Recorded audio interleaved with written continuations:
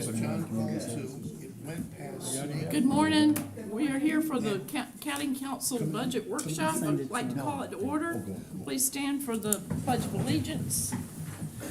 I pledge allegiance to the flag Of the United States of America, and to the republic for which it stands, one nation, under God, indivisible, with liberty and justice for all. Thank you.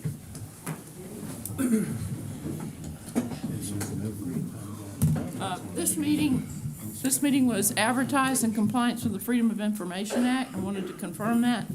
Yes, ma'am, it was. All right. I entertain a motion to approve the agenda for today. I'll make that motion. Thank you. I'll second it, Adam. A second, okay. We have all in favor by show of hands to approve the agenda, and it is unanimous. We have one council member online. All right, do we have anybody sign up for public comment? No, ma'am. Okay, no public comment. Let's go to number 6 on the agenda. This will be done by Ms. Harriet, presentation and discussion of the Beaufort County's fiscal year 2026 budget. And Ms. Harriet, do you want to do your presentation and then we ask questions? Okay, that's what I thought. Thank you. Well, good morning. Good morning. Morning. Well, it's that wonderful time of year. We're getting ready for full-fledged deep into budget season, so let me know when you're ready. All right. So this is a overview of what we're doing with the general fund and some new position requests, as well as vehicles and equipment and capital improvement projects for the upcoming fiscal year. So we are still fine-tuning our general fund, so this is a overview of where we are at the moment. So we're still asking for some of our departments to look at their budgets, line items, and see where we can make some adjustments. The administrator is still reviewing some of the other funds. So we wanted to have at least this ready for you today. So as a part of the strategic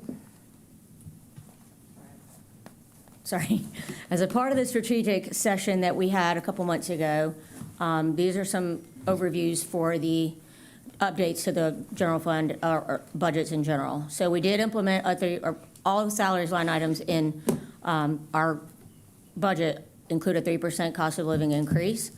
Reminder that we're moving the solid waste department back into the general fund from the enterprise fund. We are also taking the garage and moving it back out to an ISF, which is an internal service fund. It is a type of enterprise fund, so he can start generating revenue and start servicing vehicles for the other municipalities and school districts as we used to do previously. We're going to go over some new personnel requests, and then we will go over some vehicle and capital equipment, as well as the CIP, and then we'll have an overview of the enterprise funds. So everybody's been waiting for this magic number.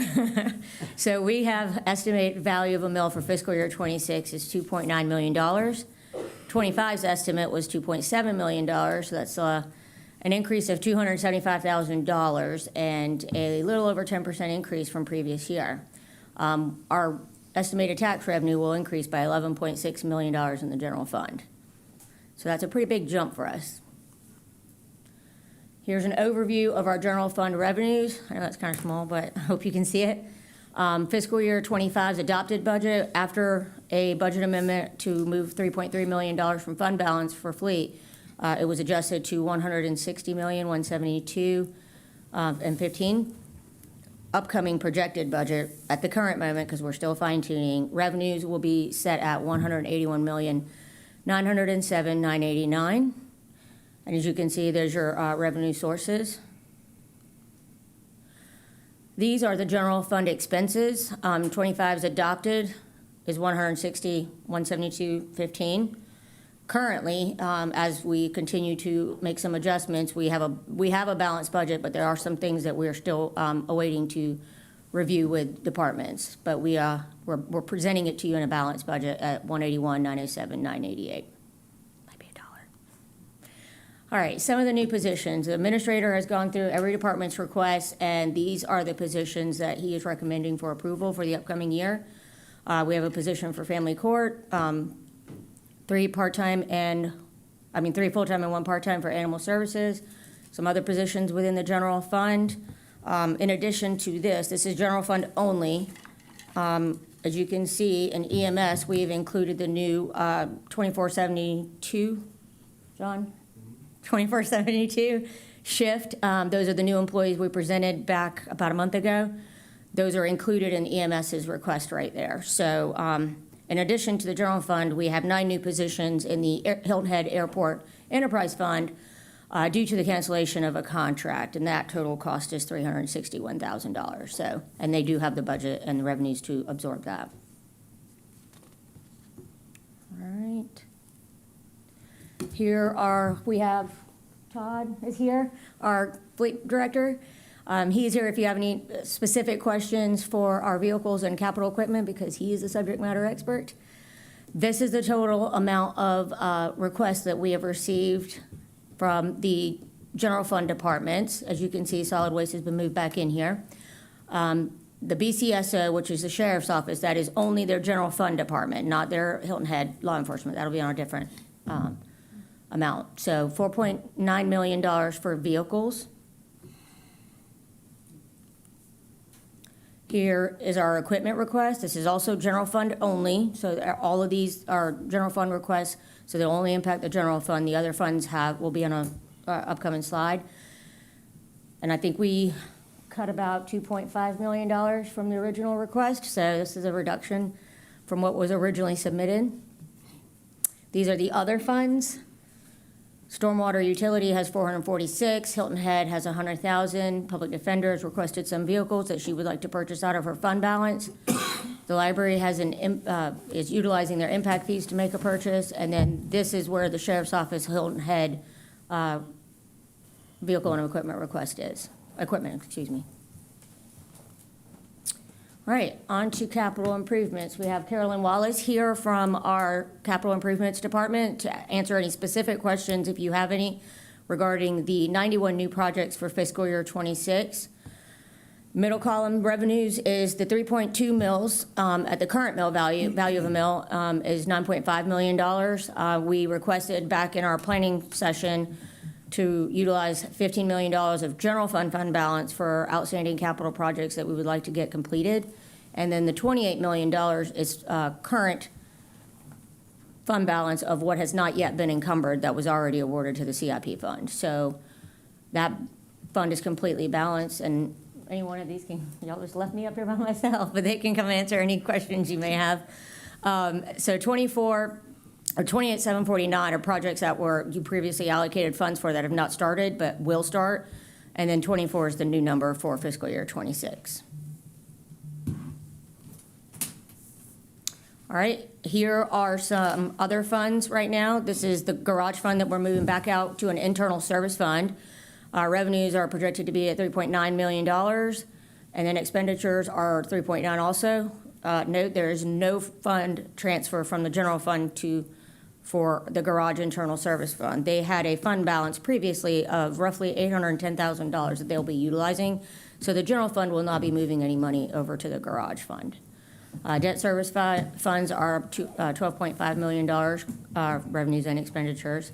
We are still working through our special revenue funds, and we're still reviewing some of the requests that have come in, and our capital projects funds are being finalized right as we speak. So those weren't ready for today's presentation.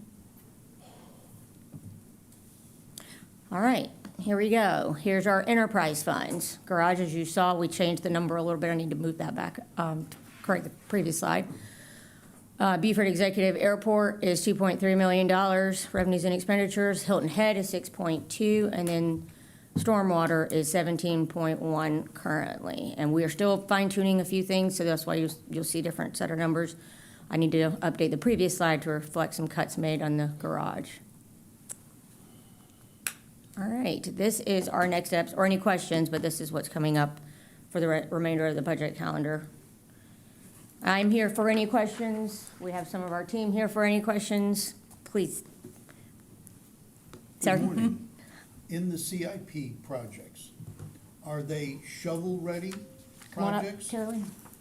I'm gonna let the one who helped me put this budget together.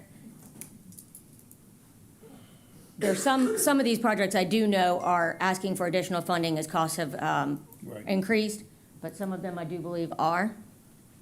Go ahead, Carolyn. Good morning, Councilman, Council. Good morning. people. Good morning. Good morning. Okay, so your question is, are they shovel-ready? We have a mixture.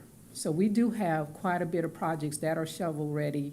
Many of them can be completed in one fiscal year, so there are quite a bit of those. But then we do have larger projects that are that are gonna be multi-year. So we have a mixture of them. Facility management has done a wonderful job. They've basically surveyed just about all of their buildings and all of our assets. And they've come up with a comprehensive list to bring a lot of our maintenance up in those buildings. And that's reflected a great deal in our list of projects. And a lot of those, like I said, those can be accomplished in 1 year. But then again, like I said, there are some multi-year projects, even at 28 million for what we're carrying forward, those are ongoing projects that it's just taken a number of years to get those completed. Any other questions? Yeah. I have a question. Are all of the funds that you anticipate having committed to projects, or is there any flexibility there? There's only a little bit of flexibility. We How have a much? little bit of How a much contingency. flexibility? Okay. So our current contingency, again, the mill value was provided one day this week. So we have not assigned a little over $1 million. Okay. But our contingency typically is $1 million Okay. because they're always overrun. There are emergencies that come Yeah. up, Okay, and we burn through that pretty quickly throughout the great, year. okay, thanks. So to help answer that, what we did was, once we got the value of a mill, the increase that we received from that millage, Yeah. we're putting it in a contingency, so we don't end up in positions where something costs increase and then we don't have any money to pull Okay, from. good, thanks. I've got a question, Yes, sir. if I might. Yep. Yeah. Our enterprise funds are created, from my understanding, to operate independent of the general fund. Correct. And in this presentation, I see, I'm looking forward to how much of the general fund is going to support our enterprise funds. Zero. Particularly the airports. Correct. At There's, what point our administration intends to get our enterprise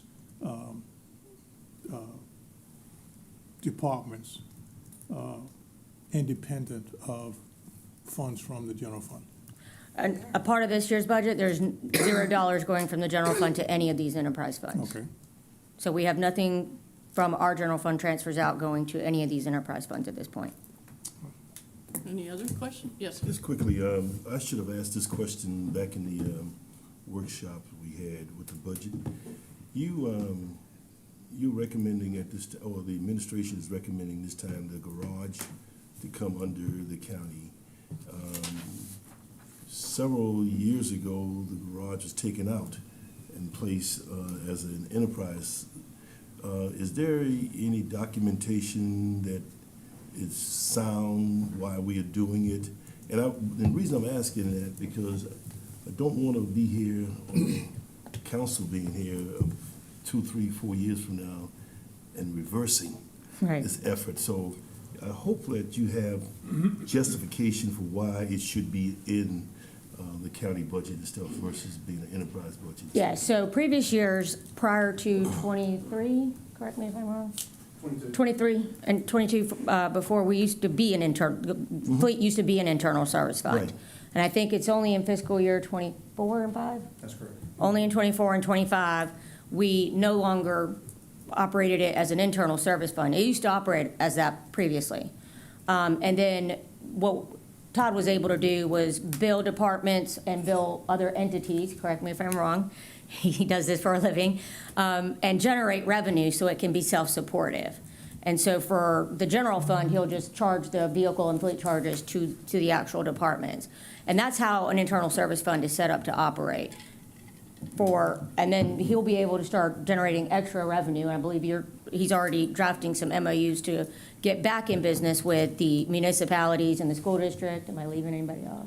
That's it. Okay. Yeah, I mean, that's how yeah, it used state to agencies. be before. Correct. And we somehow, the wisdom of council decided to go as an enterprise fund budget, and now we're going back. And I just want to make sure that we're not, That's what we're doing. We're going back to being an enterprise fund. That's what the garage is going back to being an enterprise Right. fund, as you used to have it before. and I'm gonna say, you're doing it for a reason. I Right. just want to make sure that it's documented so that if it comes up again, you can say, no, we've been there, we've done that, no, we need to be here. That's all I'm asking, yeah. Right, and it's a good way for him to generate revenue to be able to provide the services to the other agencies. So we used to have a contract first. Let me ask you this here, let me ask you this way. Is the decision to go this route is because of you, or is it the best thing for council? It's the best thing for the fleet department, yes. Okay, that's all I'm asking, yeah. Okay, Because personality changes all the time. of course. Yeah, okay, thank you. Yes, David. I'm sorry, and I guess building on that, how are the fees gonna be structured? Is it gonna be You wanna answer competitive? Or like, is somebody just gonna be able to go to Jiffy Lube in comparison to going? Right now, the sheriff's office can go to Jiffy Lube for emergency oil changes from down south, from the Hilton Head area.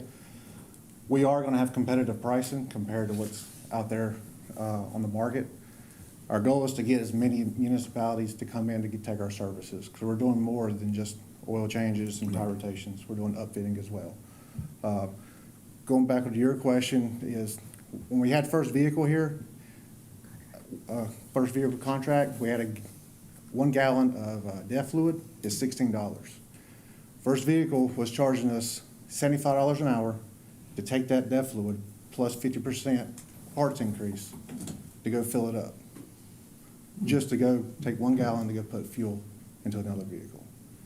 No, We're not gonna have that. So Yeah, we're not in the business to make, we're in the business to make money, but to break even. But you're not a number. Beaufort County's not a number. They're Beaufort County, so we're gonna try to be as supportive as possible. So, yeah.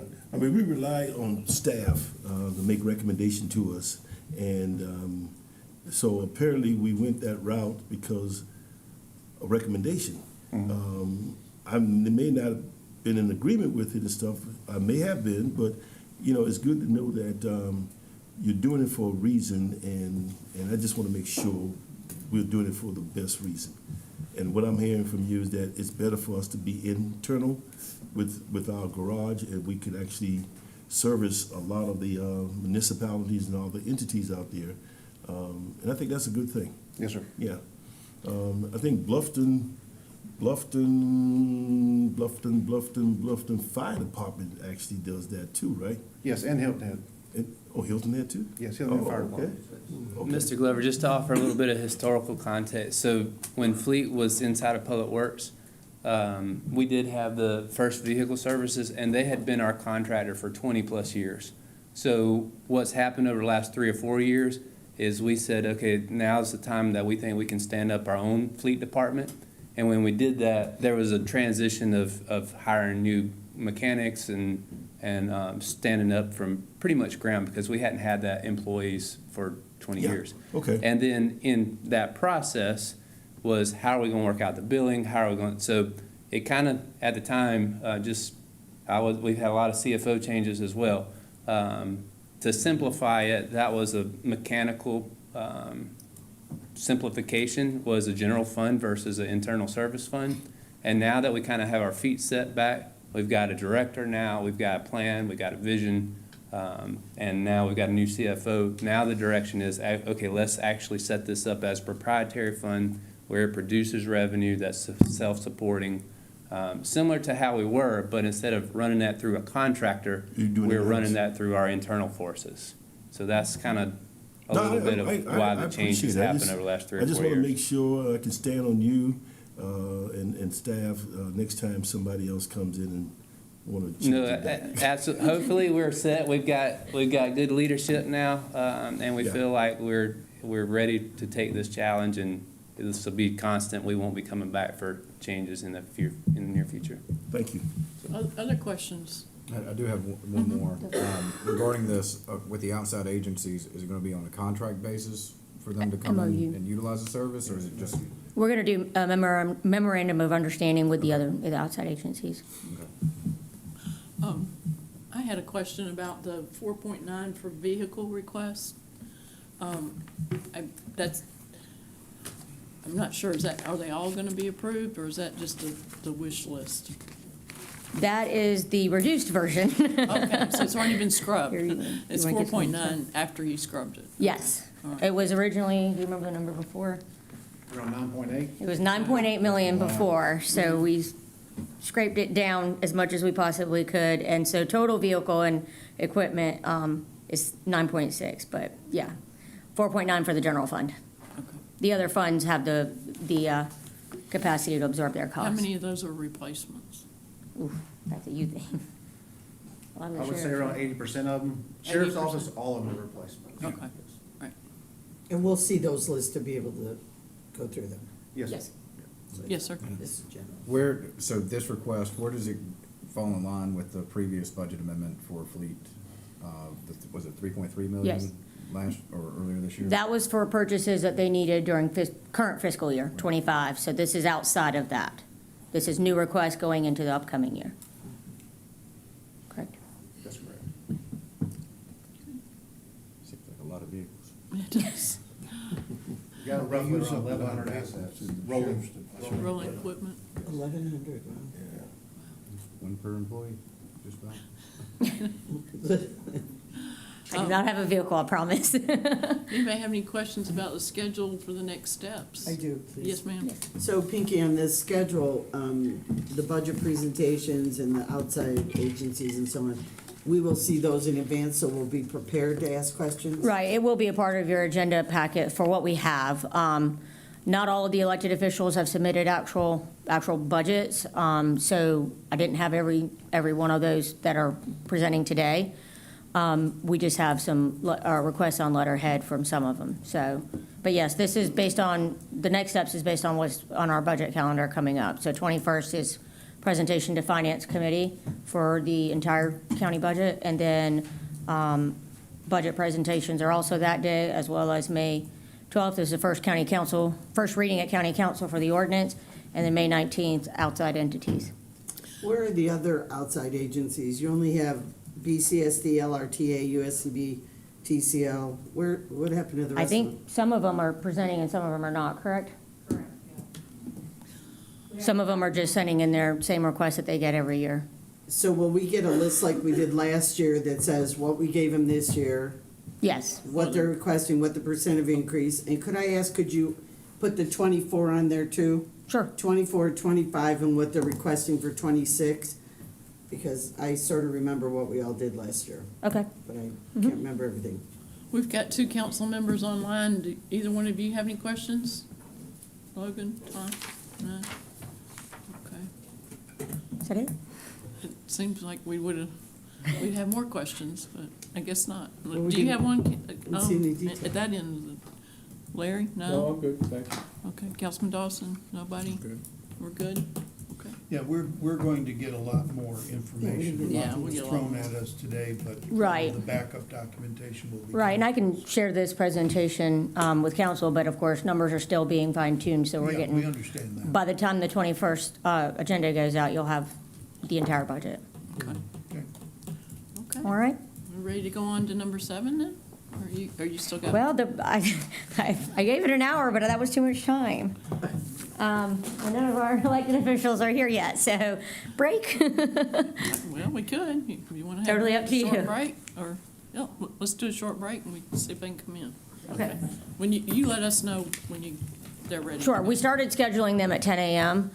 So the auditor was scheduled to go at 10, and then Master and Equity, as the changed on your agenda, at 10:30, and then the sheriff requested 11, and then the other two Do after. you think the auditor could come? I'm going to run across the hall and see if he can. All right. Okay, we'll take a short break till we see you and him. Some people canceled, right, this morning? Yes, we had Rosenell did. I don't know who. we had a couple of adjustments. It's on your agenda that I, Canceled. Yeah. Master and Equity is coming instead, and the public defender canceled, and the solicitor will be instead. Yep. All All right, so let's take a 10-minute break. Sure. Okay, sounds good.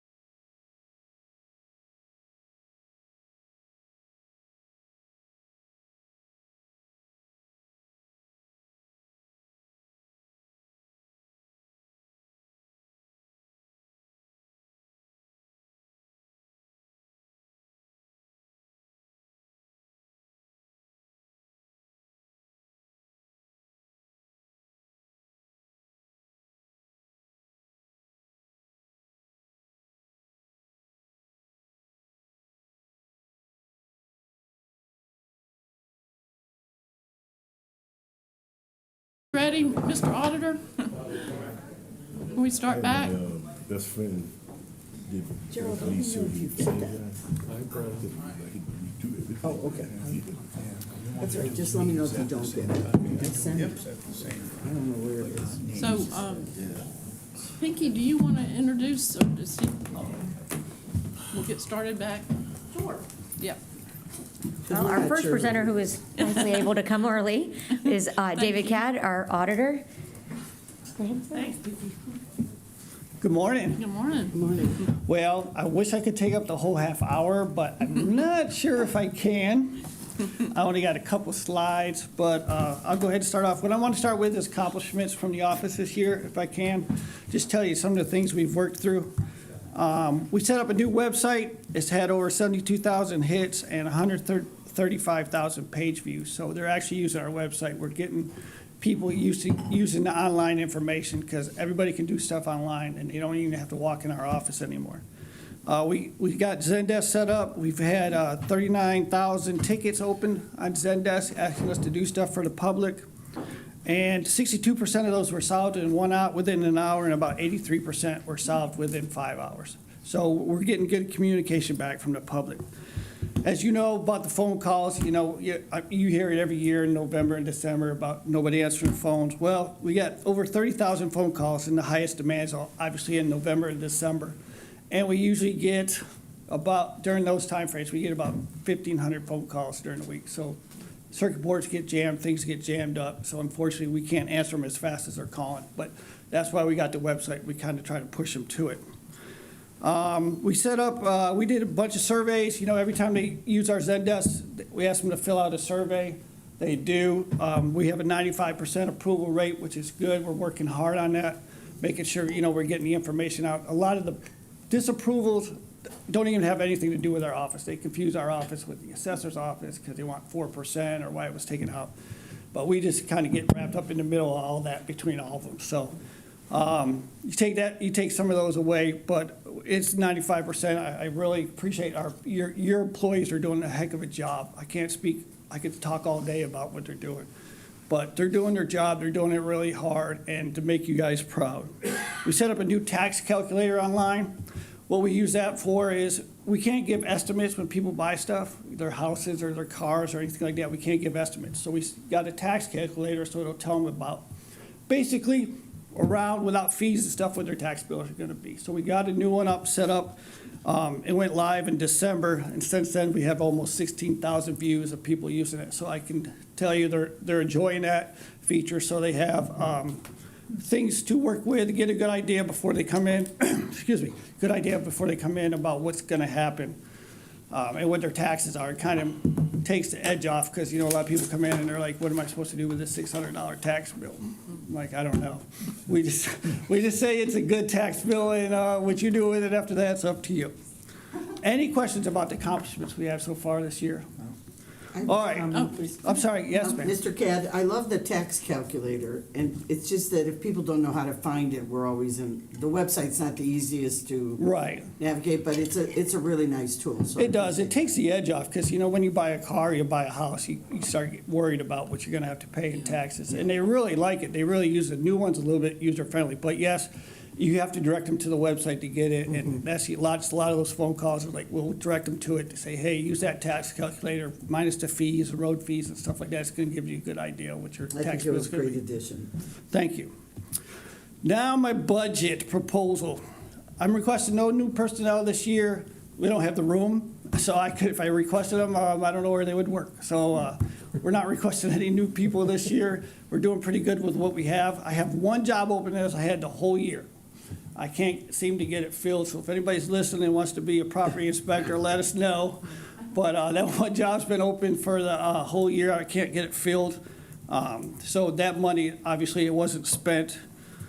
Requesting the budget, I'm requesting to reduce our budget by $50,000. I want to give back to the taxpayers. I was able to, if you want to call it Doge or whatever, your budget, I was able to reduce our budget by $50,000 this year.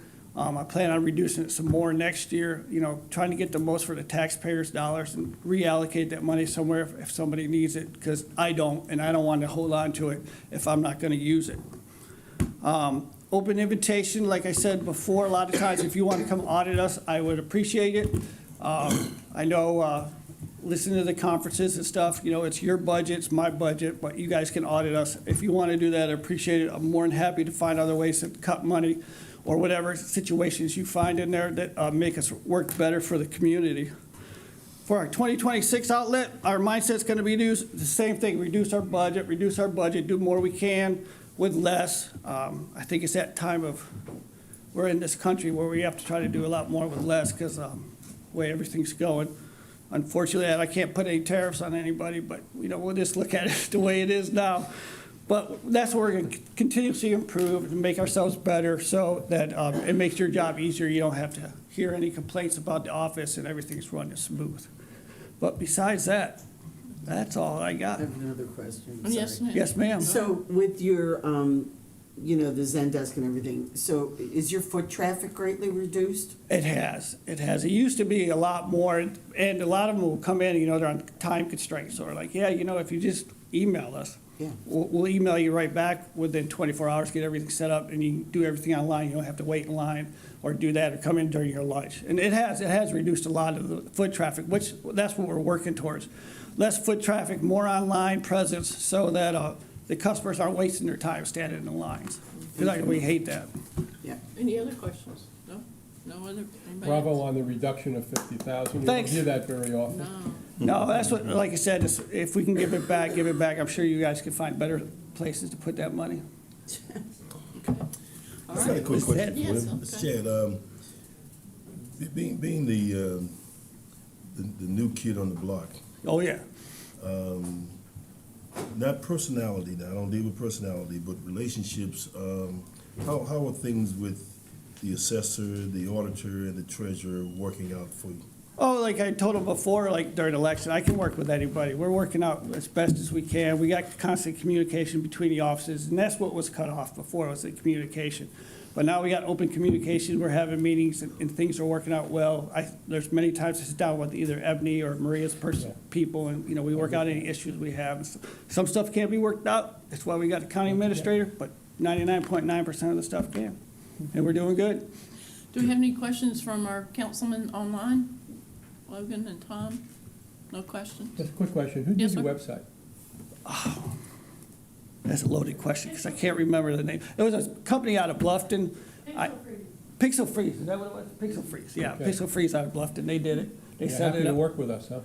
Yes, they were very happy to work with us. Good. You must know them, you know? I'm happy to hear their name because I think it's time.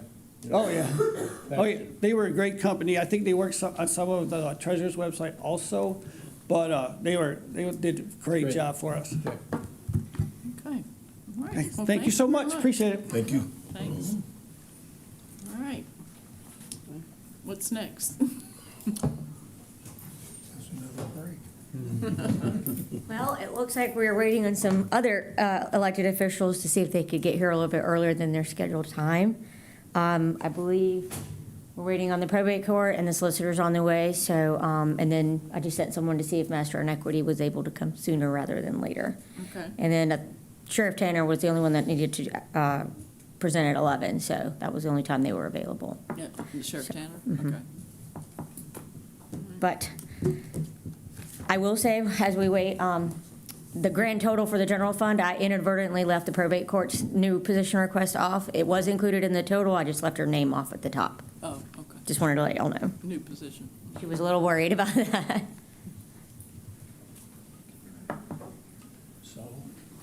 Alice, who do we, I don't know if anybody else thinks we might need to improve the council website. But if we do, we can make that decision amongst ourselves to investigate if we should, and then who we can hire to do that. I think we have a web. Oh, I know we do. Yeah. We have some, if Go we may, Hank can address some of this. Okay. And Good before- question. Before Hank starts, I've noticed myself, at various locations, we get a 404 error trying to click on a link. No question. So just so you know, that was one of the things you talked about in the strategic planning, and Hannah can tell you what they're doing. Yes, I've been in contact with our IT department, and we're going to be putting a big budget request in for an RFP for an entirely new website for the next fiscal year. So if For- that's approved, it'll be the entire county's website. Yeah. Okay, Yeah. Is that, that's good. that's a good. start. Mhm. Good start. Yeah. Thanks, Anna. Yeah, David had brought up, when we were talking on break about fees too, for different things, if they can be. I know the county rec site has their fees on theirs, but, Yeah, that's Parks and definitely a Rec does feature we with could it, look at incorporating into the RFP, Mhm. but we've put it into the next year's So the budget process would request. be, they'll talk to us about what we think might be needed for improvement with regard to the one that we deal with, yeah. Yeah. Not the whole over, but they'll go around and talk to everybody who has some input, right? I think so, yes. Okay. or we can Well, send, we what's can the- send it what's to the you and Mr. timeframe on Moore, that, our Heather? thoughts, I guess, too. So if the budget is approved, we could get that RFP out, I believe, as soon as we have confirmation, because we're not, that I know of, we're not bound to any contract term. Okay, We pay as we go. thank you. All right, thank you. Thanks. Any other pressing issues while we're, I just wanted to, it might be good to circle back on the COLA, and I know there's some discussion about that in between, but our intentions are on COLA is the 3% would be distributed percentage-wise. We are also going to initiate a study, as we talked about, with our consultant on merit-based pay raises and step system. But what was presented would be a 3% across the board for all employees. And I just want to make sure that that's our direction here. That's our recommendation.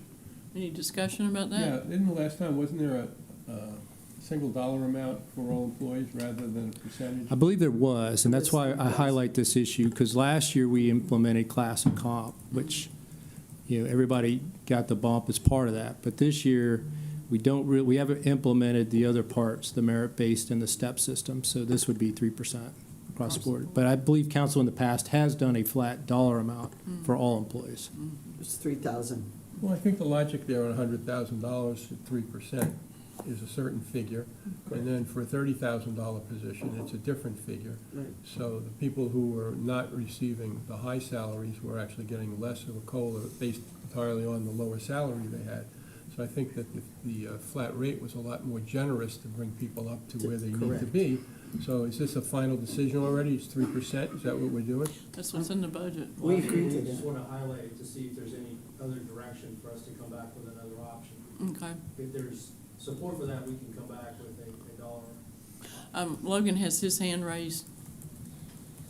Yeah, I'm with Larry on this. This is something that we did last year, and, the team worked really hard to figure it out last minute for us to give a flat raise across the board, because percentages can easily be skewed.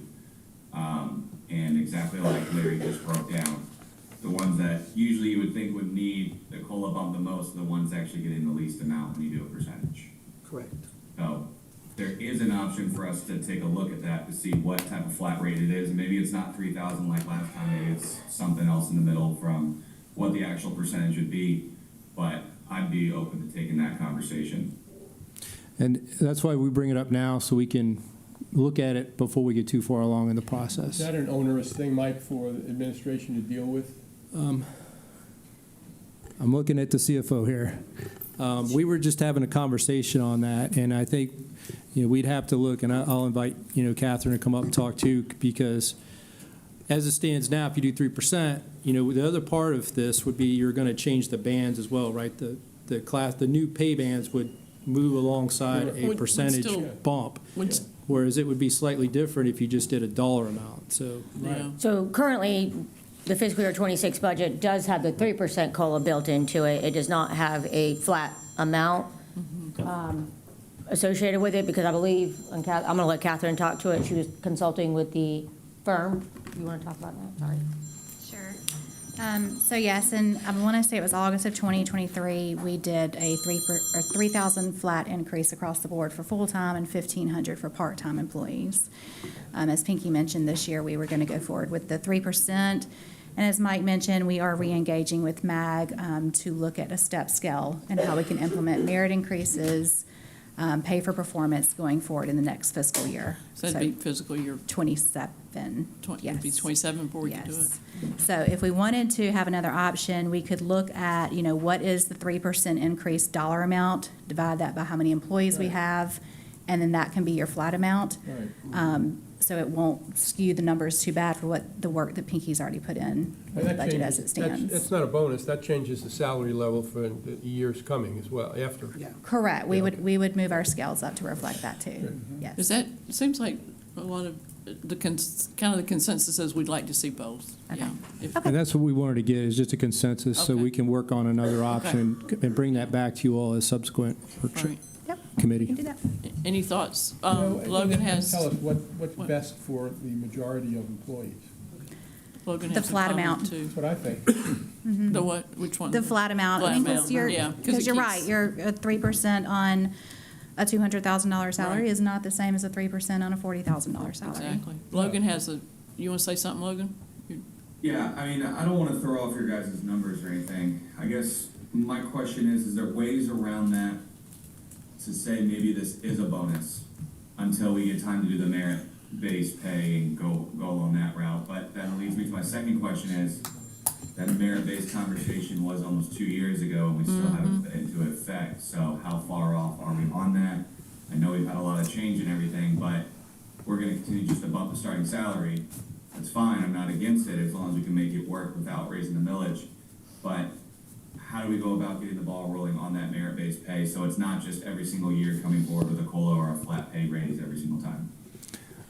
You want to address that? I think you're, got the ball rolling on this. Yeah, number. I am Yeah. 100% merit increase, and I think we now have a council that is on board with that. So I anticipate, having that step scale in place, or at least presented to you all as council by the fall. And just to clarify, Catherine, that funding is in the budget for your study. It is. So that study will kick off, and it will yield results for you all. Right, and it's not going to be a full-fledged comp and class study. We just did that. This is just looking at converting our open scale to a pay, or step scale, to implement also a merit policy to go alongside that. So it will be much quicker. Okay, you had something. And it's not gonna throw your numbers off by doing the flat rate across, if it's raising every one of those salaries for the future, that'll still put you guys in line for the next budget? Not if we do that, we figure what is the 3% total and then just divide that evenly across our employee count and use that method versus pulling a number out of the thin blue sky. I like it. Yeah. Thank you. I think we have two people wanting. Yeah, go ahead. You might- I like the idea of taking the 3% across the board to find out how much dollars that is, and then allocating that flat amount per employee. I think Pinky will like that too. Yes, I would, just for the record. Yeah. Yes, go ahead. Just piggybacking on Mr. Cunningham, talking about incentive. Isn't it part of the comp plan to incentivize people for increasing education, certification, that sort of thing, where if they achieve those goals, they would be sort of compensated as well? That could be an incentive just to get people more educated. And the more educated our staff is, the better they're going to work for us and stuff. Yes, so the policies that we were given from MAG in the last study that were a proposal, they had not gone through a full vetted yet because it does obviously affect your budget. So the CFO needs to know what that looks like, and I think I've shared that with you. And we'll probably get together more details on it. But yes, there are sections in there to incentivize certifications in education. Well, even though it's going to impact the budget, to me, it's an investment. Oh, Yeah. yes. So we're going to reap from that investment. Absolutely, absolutely. And I get the phone calls frequently. The staff is ready to see us move forward with that. So, planning for that in your budget is important because you never know year for year what certifications your employees are going to get or where they go to advance their education. Now, there's another program that could be considered too, if there's any appetite with the council on a tuition reimbursement. But right now, the proposal is just to certify or to incentivize with additional salaries for employees obtaining certifications and Yeah. advancing their degrees. I think that's a good investment. To me, it is, but, yeah. Thank you. It is, very, yes. Any other comments? Yes, ma'am. I'm in support of what Mr. Passman said, see what the 3% is across the board. I was in support of the 3,000 flat fee last time, and so, I looked at the numbers, so if you're making 30,000, I'm just throwing that out there, you're gonna get $900 at a 3%. If we're giving you 3,000, you're getting an extra 2,100. So what Larry said is correct, the people on the lower end of our pay scale are gonna get a larger raise. The break-even's at 100,000. The 3% is equal to the 3,000, so there's a break-even, so everybody above 100,000 gets less than 3%. That's the other side of it. But I thought it was great when we did it the last time, and I'm supportive of it this time. If you could look at the numbers, that would be great. We will get on that. Okay, any other comments? I think Mr. Wegman's here and. Yes, we do. We do have two of our elected officials and have Ms. Heather's been able to here. adjust their Judge schedule. Heather, yeah. First, we'll go with Mr. Jim Wegman. He is Okay. our new master in equity. Okay. This was more of just I figured I'd walk over and say hello. I know some of you, Chairman Howard, known a long time, but I didn't know if you all had any questions about what was going. My understanding is budget-wise, and I've just been thrown into this, I was just sworn in a little over a month ago, but I understand budget-wise, it essentially is nearly identical to what it's been, through the past years. There wasn't much of a change, and Ms. Heather in the office submitted that in. I haven't really had a good chance to take a look at it, but I can't imagine there's going to be any earth-shattering changes in the Master in Equities office. But Do you have any questions? I didn't know if anybody had any questions. How long have you been there? I was sworn in on the 28th of February and started, I think, on the 3rd of March. Last month. Well, welcome, and good luck, and congratulations. Thank you. David? Well, I think this is an opportunity as you move forward. I know you're brand new in the position, but if you see any deficiencies in the courthouse or anything that you need, please let us know and include it in the budget. I've got Mr. Robert Getzey coming over this afternoon and talking to Judge Dukes, who's still around, about the certain hallway and the access and how easy it is for the public to get back into the hearing room and into the clerk's offices. We're going to have a discussion about that this afternoon, but that's really the only thing that I've seen, and I practiced in that court for 27 years, so. But I understand what you're saying, and yes, if I see anything else, I will. Who has the speak up. oversight for the family court quarters over there? That's not your responsibility. No. I've got office space up. That's Jerry Rose on the now, second isn't it? floor. Yeah. I've always said that Jerry owns the courthouse. I don't know if it's really true, but Yeah. Jerry owns and kind of runs the courthouse. Okay. So, Congratulations, too. I wasn't aware. yeah, it's a long process. But yeah, it's all brand new. But I just wanted to take the opportunity to come over. I know some of you from the past when I was on the MEC, in the MEC chair, but I haven't been in front of council in a very long time, so I figured I'd come by and say hi. Any other Good to meet questions you. of me? Any other questions, comment? Be careful out there.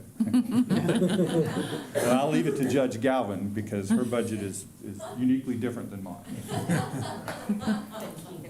Thank you for Thank coming. you. And just for the record, his budget was completely fine. There was no change from previous year. And now, we have Judge Galvin.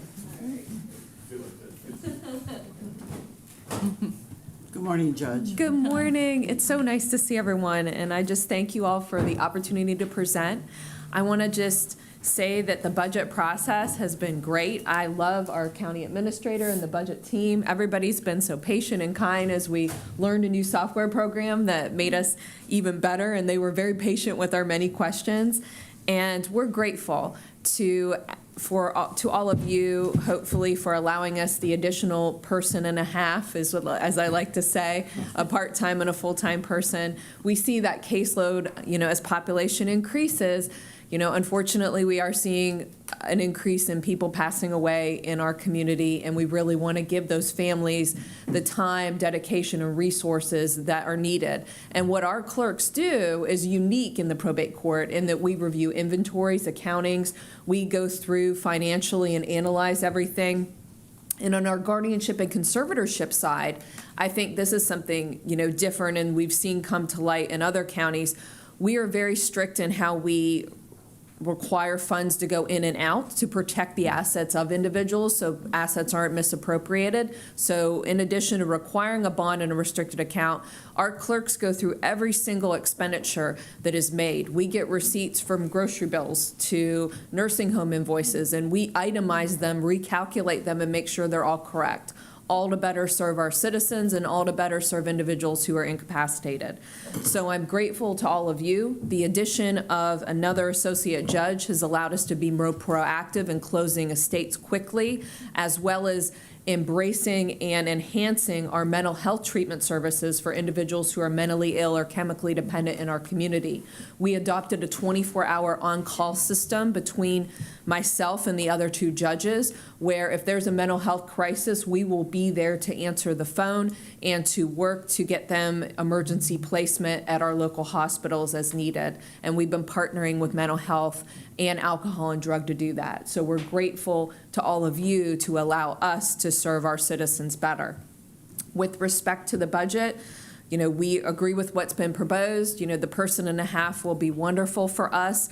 We are thankful for everything. You know, training and conferences is one of the big things that is really important. I am the current president of the South Carolina Association of Probate Judges. In that role, I better serve Beaufort County because we're working on our mental health code, we're working on, at a legislative level, different bills and things like that, which would impact our community. So when I'm in that leadership role, that certainly helps. That does entail me going to more events and doing more things for the county in that regard. I'm also on the executive committee of the National College of Probate Judges, and I'm the liaison to the American Bar Association and so we do national legislation as well as part of those components. And I very, much appreciate everyone's time and patience and kindness. And if you have any questions, I'm happy to answer them. Let's open it up. More questions? It's great. I'm first all the time, so everybody looks down here when you say. I like questions, Yeah. so Well, it's really bring it not on. a question. It's a congratulations. I don't think anybody really understands the complexity of the probate because they hear that word and they figure, well, she looks at wills. Yeah. No, I know. But, Yeah. the mental illness portion of it, I mean, you haven't even mentioned the fact you issue marriage licenses. I haven't, and that is, I'm glad you mentioned that. I'm glad you mentioned that, Councilman, because we, thanks to all of you, have been being able to open all three of our offices, Hilton Head, Bluffton, and Beaufort, full-time. So someone is always there, always in person, always being attended to. So and we're doing that for our marriage licenses, and with the 1.5%, we hope to be able to broaden that to more estates as well in those other two offices, and we're gearing towards that. That's kind of our goal. But yeah, our marriage license business is booming. Love is in the air, as I like to say. So it's definitely good. And we do trust work as well. And I work with the councilman over here as well. He's phenomenal, and it's always nice. He got to see firsthand.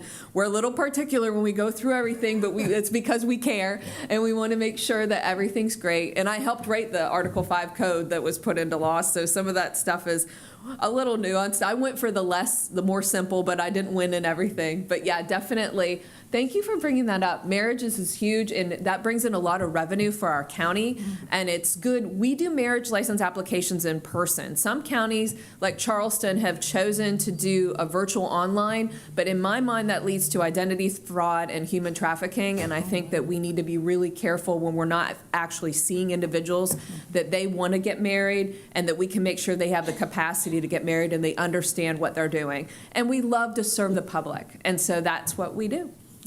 Good question. Any questions, David, Tim? I'm going to ask you the same question. Sure. And one, thank you for that. That was very, very kind of you to say. But I'm going to ask you the same question. Are there any deficiencies that you've seen at the courthouse that can be addressed, that can be better? We're doing renovations here, detention center. I'm glad you asked. I mean, it's a definite great question.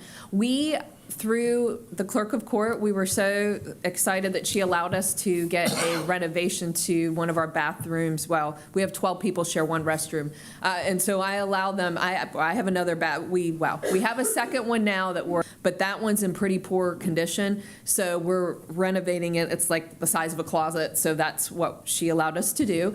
Our courtroom, eventually perhaps would be nice, but we've had some technology upgrades that have been super helpful. But you've seen the courtroom. It's a little older, but other than that, we're extremely grateful for everything that all of you have done for us.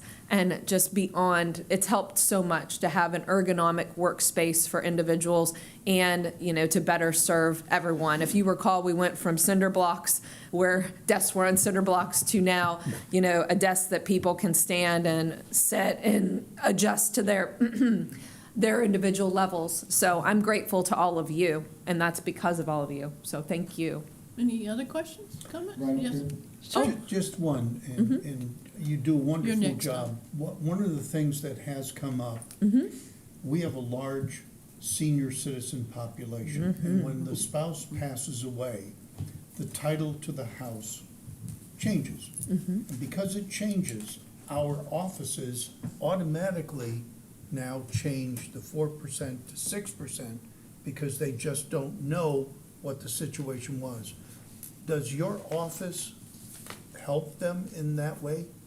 That would be through the register, the auditor assessor, I think is typically how that happens with the percentage change. But if there's any communications that can be given, it all depends on if people choose to open an estate. So we don't know about the death unless they come. If there is, a pamphlet or a brochure that someone would put together from those departments, we'd be happy to include it in the estate packet. I think that's a great idea. And so, yeah, that's great. So we can include something saying, we're so sorry to hear about the passing, maybe the auditor and assessor prepare that. Here are the steps you need to take, and these over there to effectuate the percentage change. That's a great point. Yeah, that's a real big issue. It is a We big get issue. those calls constantly. Oh, The people for golly. years have been paying 6% because of the change. And they didn't even Sometimes know. if they're Didn't fortunate know. and they call us early, they can get a refund. Yeah. But then sometimes you can't. So that's so many a free real, and so many of those come caused by death.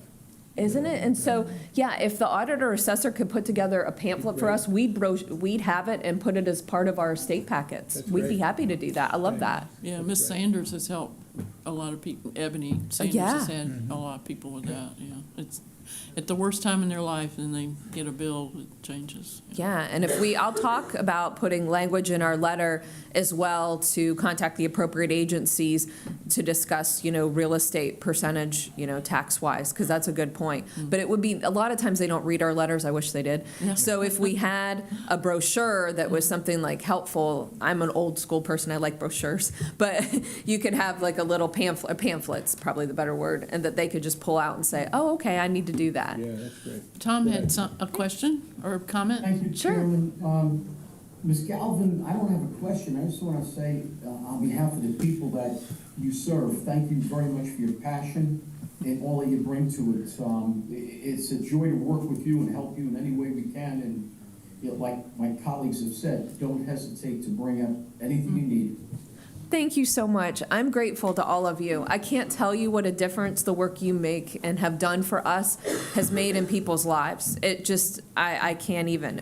We're able to better serve them because of all of you. So thank you. All right. I have one Oh, more she has thing. another. So, Oh, sure. Judge Galvin, in line with what Mr. Passerman and Mr. McEllen talk about, are you going to initiate that, or who's going to initiate this brochure competition? We will initiate it, so we're gonna go ahead and reach out to the auditor and assessor and see if we can liaise with them.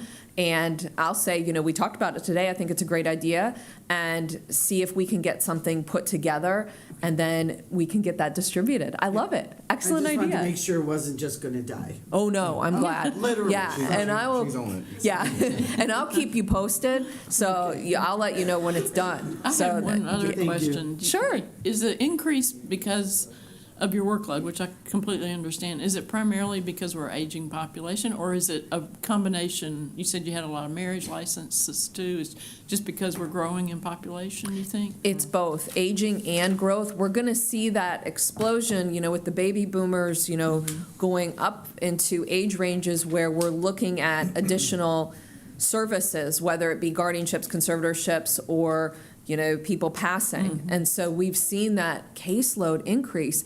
I mean, thank goodness you allowed us to have, some additional people in the past, because otherwise, our files keep, it just keeps increasing. We get sometimes 20 estates a day, and we try to, and we take each one. It's not just a matter of filing something. We have to read the will, we have to analyze who is getting what under the will.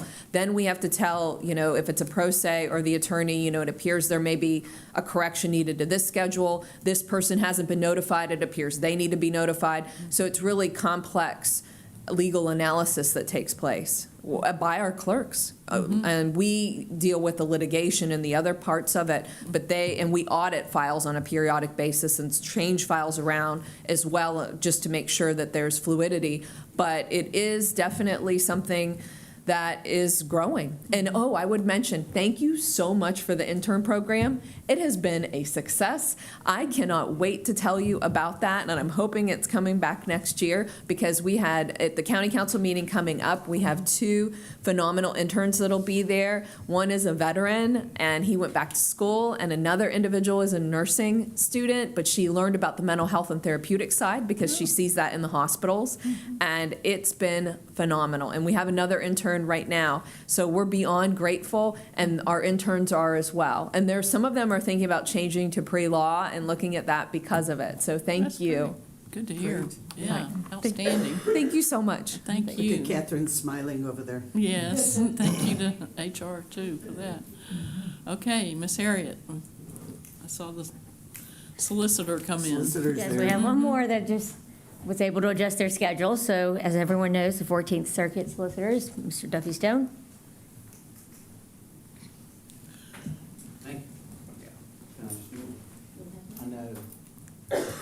Thank you for coming Hey, in. not a problem at all. Thank you, Madam Chairwoman. We've got extra copies of the reports. I know a number of you came and toured my office. I know a couple of you were not able to, and some of whom have been through there before. So I brought extra copies for the people that were not there.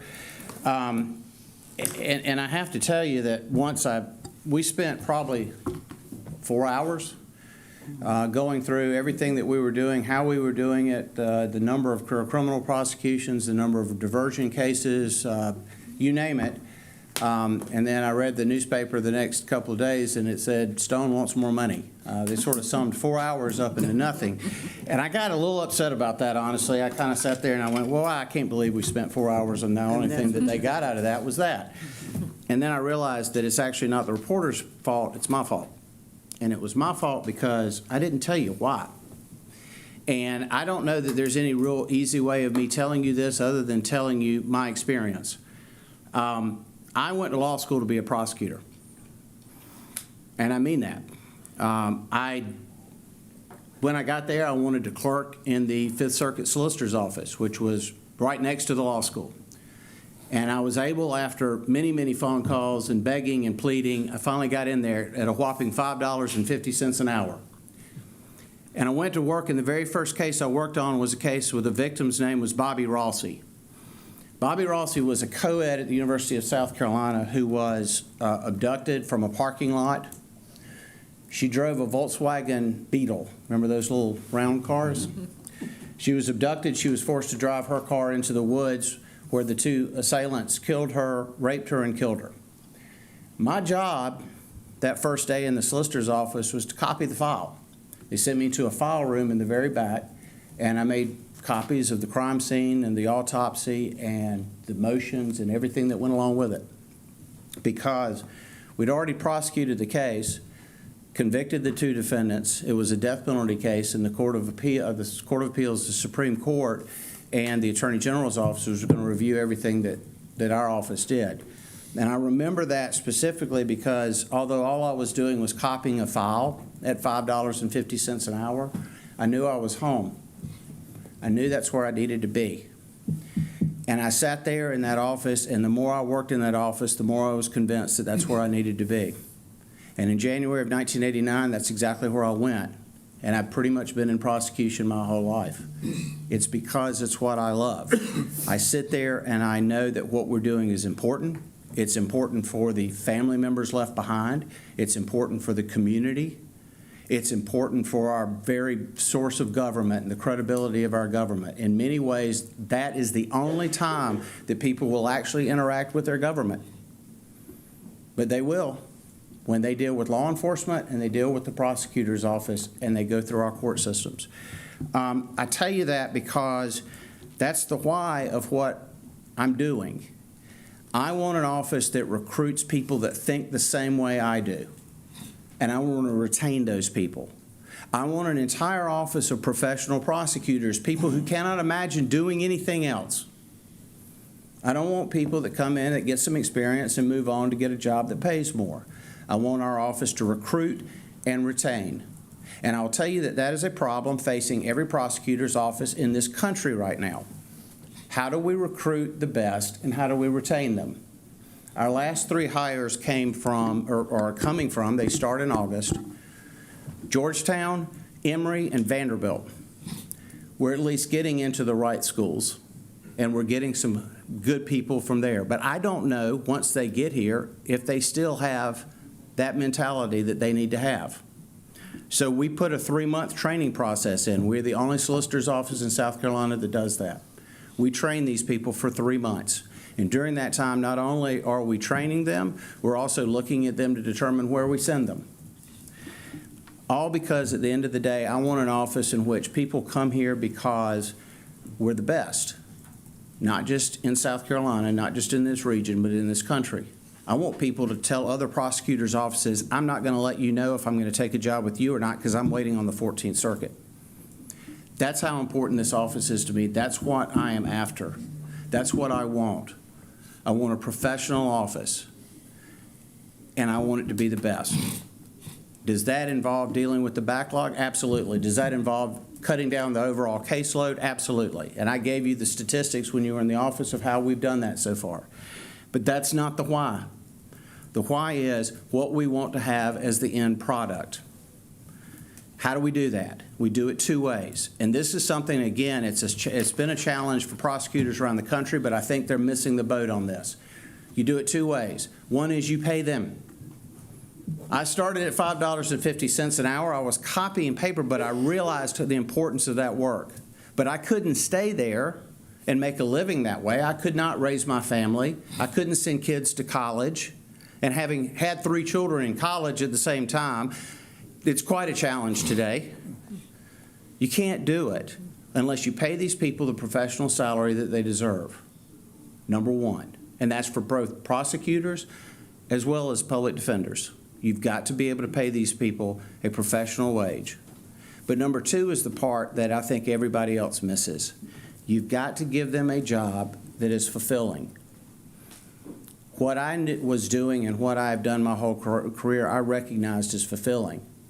If I enjoy copying a file, I'm going to enjoy preparing witnesses. I'm going to enjoy sitting in my office and thinking through the legal aspects of the case that I'm about to prosecute. I'm going to enjoy walking into the courtroom. I'm going to enjoy making those arguments. But it's got to be fulfilling for everyone. And in order to do that, it cannot be overwhelming. And that's where we get to the caseload. It is not unusual in our office. It's not unusual in prosecutors' offices throughout South Carolina for prosecutors to have a caseload of 300, 400, 500 cases. Can't be fulfilling if you're overwhelmed. The environment has to be a good working environment in which these people have the time, which is the number one resource, in order to handle these cases the way they need to be handled, professionally. So I gave you all a copy, and for those of you who weren't there, I've got it with me, of the new South Carolina Supreme Court order. The Supreme Court order starts out with the concept that in an efficient criminal justice system, cases should come to fruition in a matter of months instead of a matter of years. Amen. The second thing it also says, and you have to read through it a little bit, it says every case needs to be handled with an eye toward justice. It's, you know, we can move the docket tomorrow by dismissing all the cases. That's not the right thing to do. We can take all types of guilty pleas and move them that way. That's not the right thing to do. It takes time to do the right thing, and it takes prosecutors that have the resource of time. When you look through that order, it talks about a three-tier system in which prosecutors have time to triage cases as they come in, a month to prepare those cases, and then a month to actually try them. That three-tier system is a system that we put into place in 2010 in Beaufort. The South Carolina Supreme Court has now adopted what we did in 2010. And in 2010, and those 3 years involved 2009, 10, and 11, we reduced the docket by 45%. But it was all propped up by federal grant money, and we couldn't keep it. That's why we don't have it now. What the Supreme Court order says is once you get the resources, we would really like the solicitors' offices in this state to create that three-tier system. And that's what we have done, and that's the numbers that you have seen. But we still have lawyers that have 300 and 400 and 500 cases. And as a result of that, you have victims who are waiting in line behind 300 or 400 other victims. That's not the excellence that I'm looking for. So I give you at the very last of this report an apples-to-apples comparison of what county councils give their solicitors per capita. This is the amount of money that every county council funds their solicitor's office. This comes from the South Carolina Prosecution Coordination Commission. These are state numbers. They're on their website if you've got a question about them. And as you look through this report, at the very end, you'll find that the state average is $14.10. I will tell you that Jasper County, in the middle of their budget season last year, actually it was after their budget season was over, I met with them and I talked about the three-tier system and how I wanted to put it into Jasper County, and I wanted it to be dedicated to Jasper County. They moved up their funding to what is now $17.56 per capita. Colleton County, I've had the same conversation with them. I am expecting them to move theirs up at this next budget cycle to $17.79. I want to make sure I get that right. I don't want to tell you. I remember when I first started making budget presentations, I didn't need these. I've now aged. Their number will be $17.98 per capita. Jasper County's is $17.59, and yours is $8.97. Now, I met this week, and I hope it's okay that I say this, last week I met with Pinky, and I went over this with them. After talking to many of you, I said, look, what can we do? How do we get to where we need to be? I want to work with council. I want to work with county administration. I don't want to just do press conferences and say, look at, this kind of stuff. What can we do? What Pinky told me and what we, and am I okay to, I guess so. I'm already out there now, aren't I? What we've done is we've decided to at least propose to you that we follow Jasper County's lead in this way. We cannot get to Jasper County $17.50 per capita. What I've asked is that we start at the state average, which is $14.10. And then, as we did with Jasper County, enter into an MOU with county administrator that every year for the next 5 years it increases by 7%. That is in accordance with the federal pay scale steps, which is what I have all of my lawyers under the theory that I have to pay them a professional wage. It's not what I wanted, but it's reasonable and it's working with you and not against you. And I hope that the council will take that into serious consideration and validate that. I will be glad to answer any questions. I know that's not giving you a lot of details about what we've done. Again, a lot of that is in this report. I will also tell you that if you've got any questions, once you look at it, and can I approach? Sure, In the yes. courtroom, we ask if we can approach. I don't know how it is. I know you weren't there. Jay, you've already got one. Yeah. Mark? I already have one. I got one. Yes, ma'am. You got 3, don't you? Got one Yeah. right now. You already got one? Yeah, I got one. Okay. Thank you. And again, we've got an extra. If you've got any questions about any of that that's in there, please let me know. I'll be glad to answer it. But that is that's the why. And that's what we're looking for, and that's what we're trying to accomplish. And I will promise you one way or the other, it's what we are going to accomplish. I can just do it a lot sooner if everybody works with me. Okay, let's open it up for questions. Yes, ma'am. Ms. Harriet, how much is this for a budget increase? Just give me the flat number so I don't have to do the math. 2.8, $2,805,604, which is the state, $14.10 per capita. And I appreciate that you understand we can't go up to where Colleton and Jasper are. if you were at Jasper County, it would be 3.5 million. Yeah, well. He tried, I will say that, he tried. He did, and she didn't help me. I'm sure he tried. I mean, I'd expect nothing less, but, so this is a workable, so you'll be able to have a program. Again, I think once we see, here's what I have to do. I have to plan, to be able to plan. I hire lawyers before they take the bar, and the bar is in July, and so I have to start kind of planning ahead for all of that. And I need to plan at least 1 and 2 years ahead of time in order to do that effectively.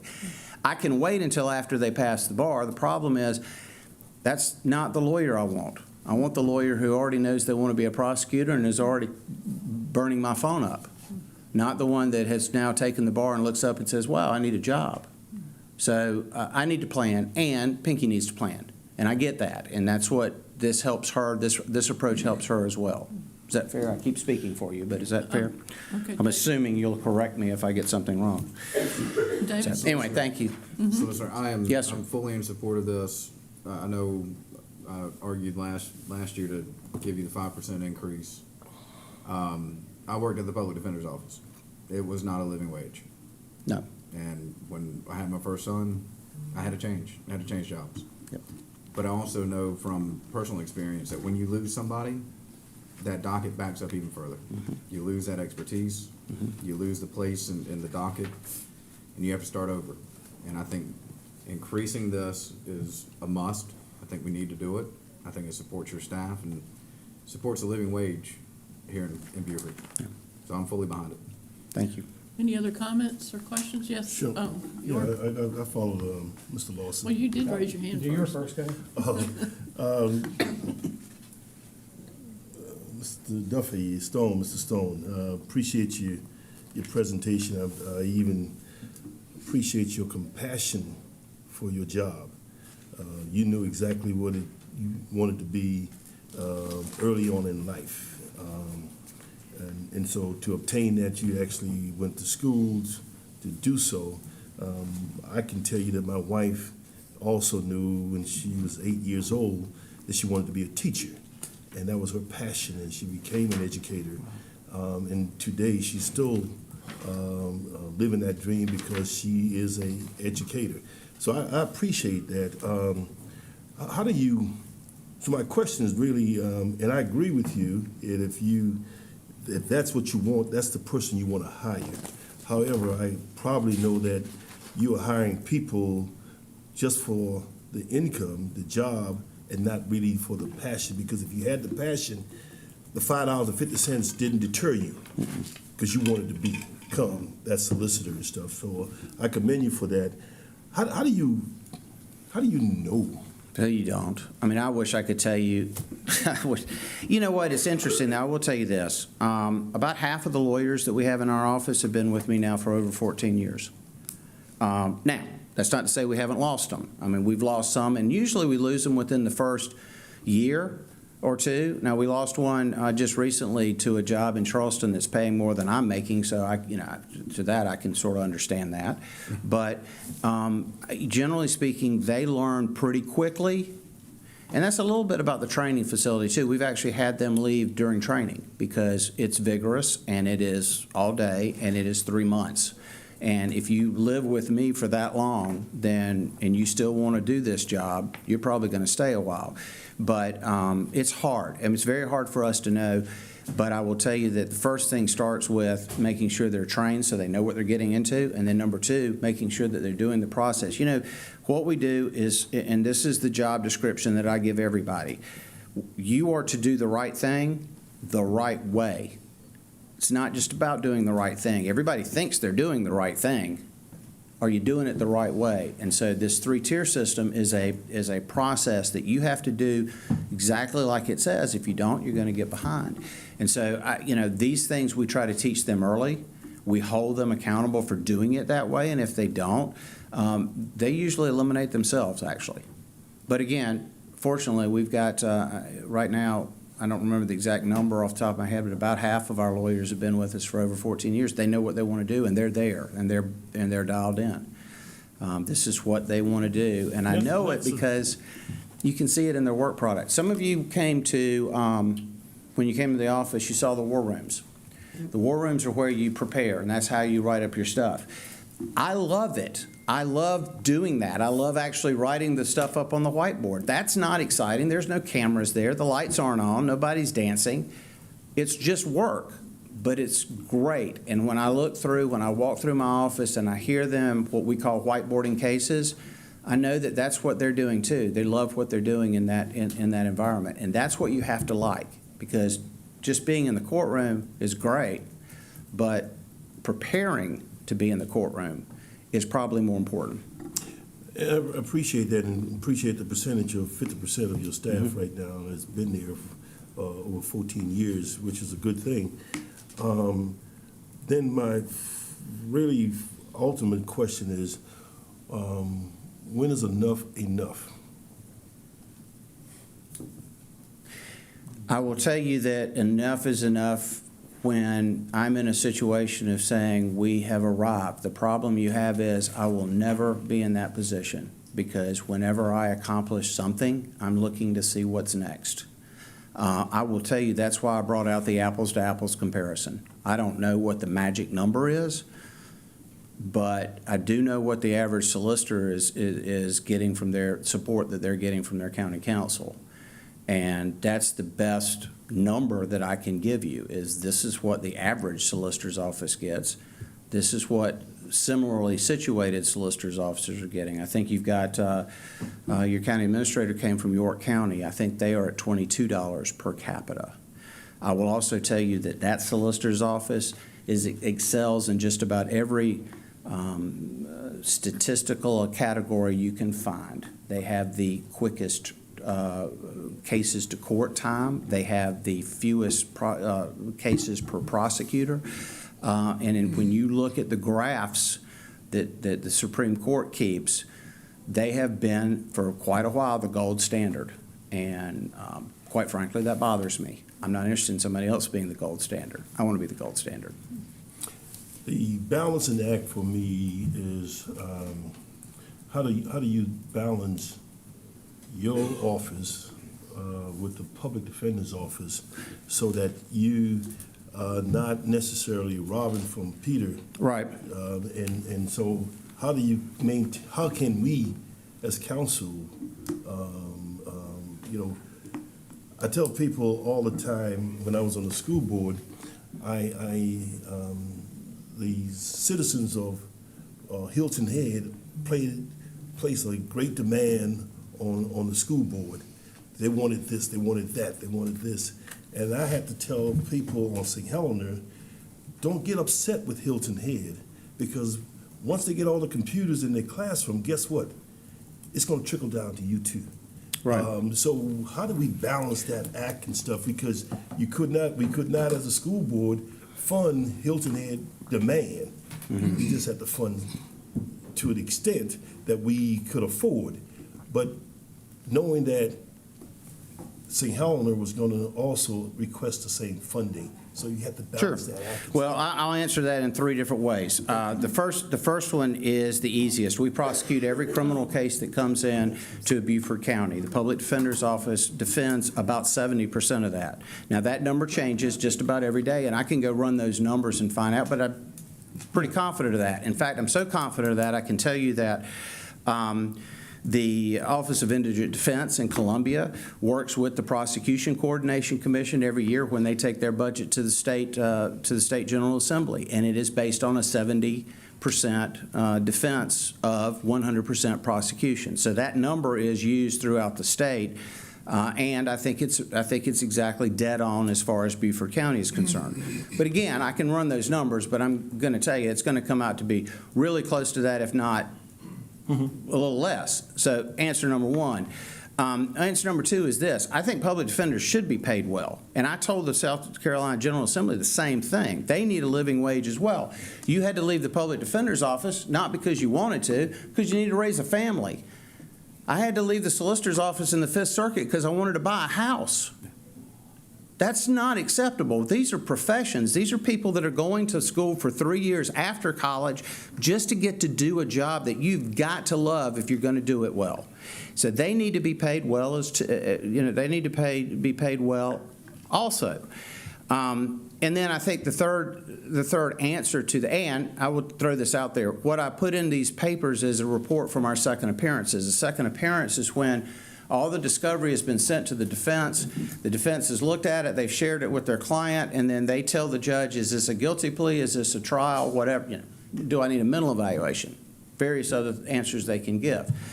85% of the cases that are actually having a second appearance in which there is a hearing and the judge says, solicitor, have you given them the discovery? Are you making a sentence recommendation?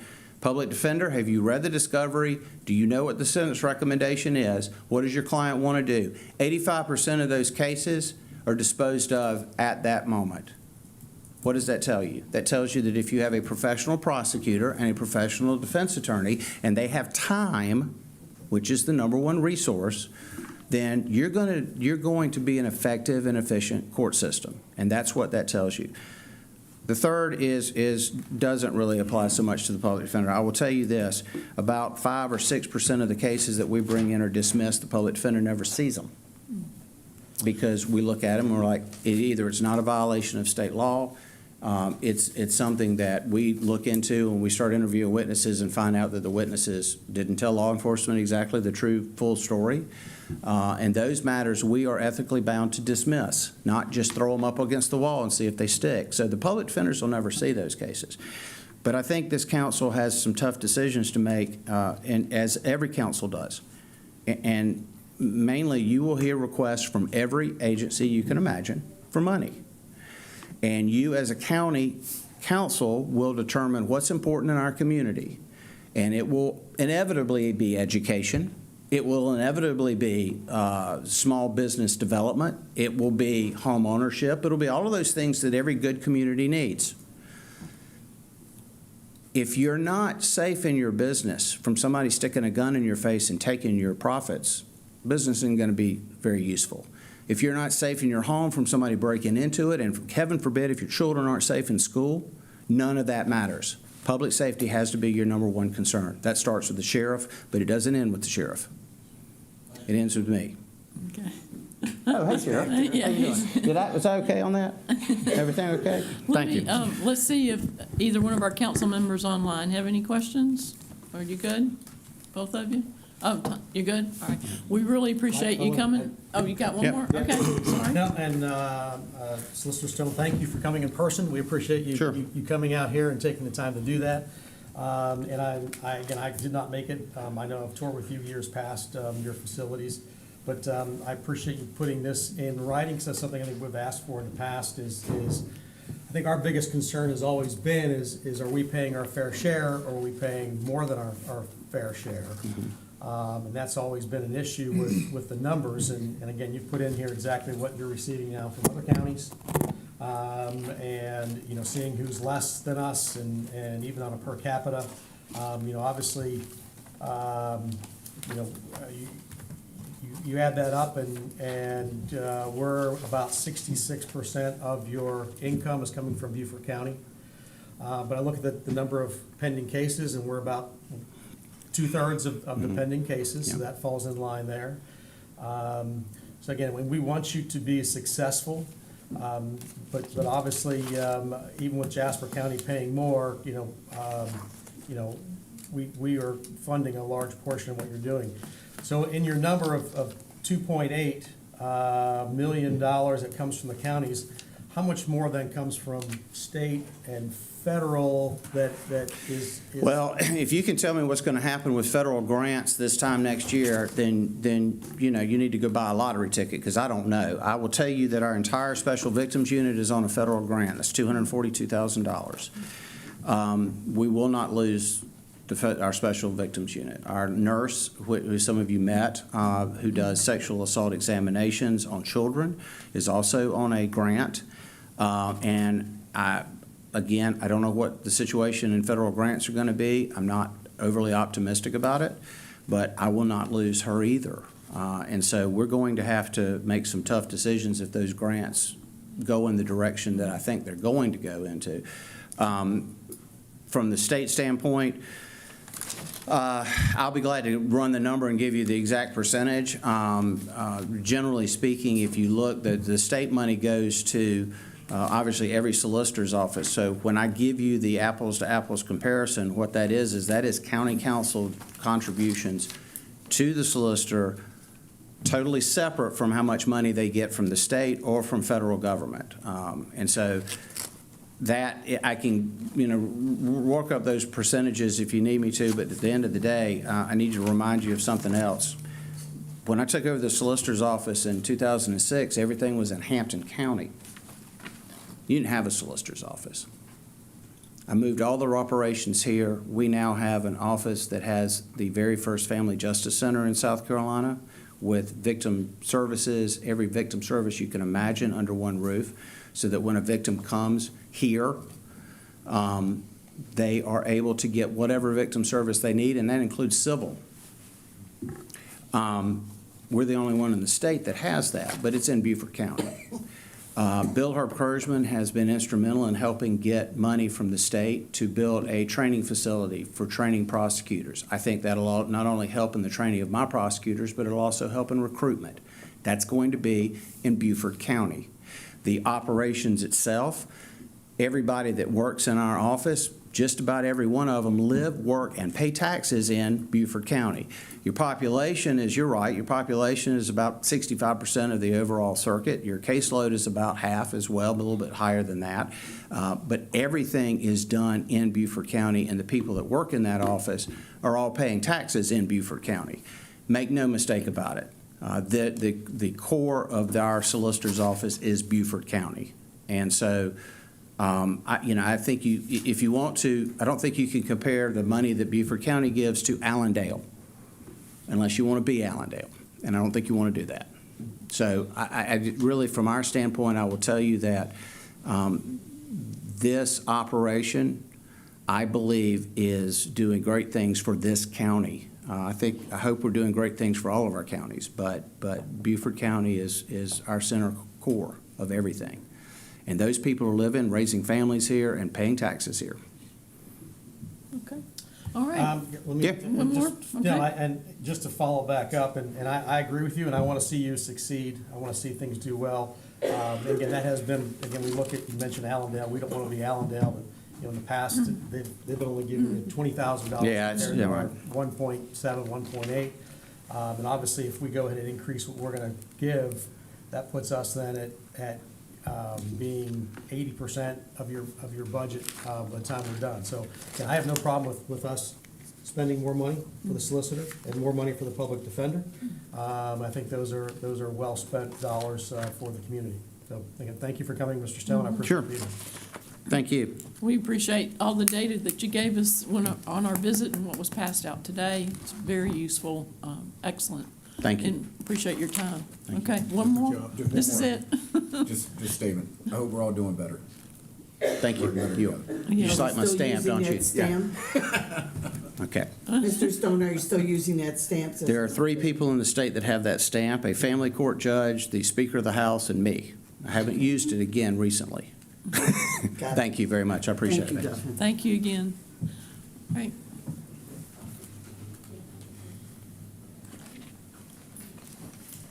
All right, our final presentation is Sheriff Tanner, and I'll let him come up and introduce Suzanne as well.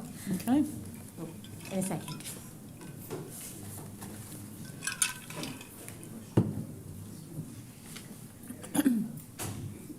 Oh, Suzanne, I'll start.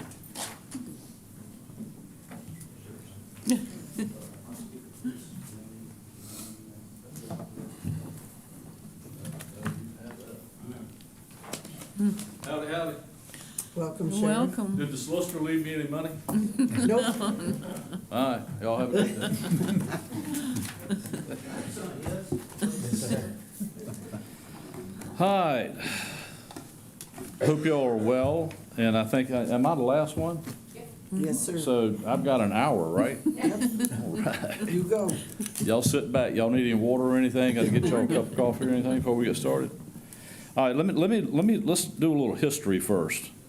And that kind of sets the stage on what I'm going to make remarks about. I'm not going to talk about dollars because I have Suzanne here. She's the dollar talker. So I'm just going to give you a little bit of history and a little bit of information. You know, in 1998, when I was elected, I spent from November to January working on a compensation plan for the sheriff's office. My knowledge and history of the sheriff's office, came from serving as a deputy within the sheriff's office from 1981 until 1995. So when I took office in 1999, I had a pretty good understanding on how compensation was dealt with at the sheriff's office since 1981. And there was never really a good plan. Deputies that came on board, like myself, 21 years old, started this job January of 1981. Made it through my first year. Got my W-2s my first year, full year work. And my salary was, for that full year, $8,565. $4.11 an hour. We didn't have overtime. We didn't qualify for overtime, even though we worked plenty of it. We didn't qualify for it. We didn't have holiday pay. We didn't have all of those things that we have today, thank goodness. My chief deputy, Mike Hatfield, sitting here, and we were actually talking in the office this morning, and, he's a hell of a lot older than I am. And he's got a few more years. I think he's got 7 years. He started in 1974, right? And he was making $3 an hour as a deputy sheriff in Beaufort County. So we've made a little bit of progress, but I take you back to that $3 an hour, 1974, $6,000 some odd dollars, I believe it was. Yeah, I'm surprised he can remember that. But and then we transitioned to 1981, and you see the difference, about $2,000. Starting pay for a deputy sheriff in Beaufort County. When I took office in 1999, and I had multiple meetings with council from the election in 1998 in November to me taking office in January, I think it was January 5th, 1999, I implemented the compensation plan on that day that I took office, actually in this room right here. And we made a lot of salary adjustments for the staff. Well, a part of the conversation I had, and none of you were on council at the time, but the part of the conversation I had with council was I said, look, this is a good plan. This is a roadmap for 25 years plus service. It gives a deputy an opportunity, which I never had, to come to work for an organization, a profession of law enforcement, and actually have a document that says if you do a good job, and you get promoted and you go through the ranks of the sheriff's office and you give 25 years to the citizens of Beaufort County, then this is a range of what your salary will be. And we have used that same compensation plan for 26 years, and it works.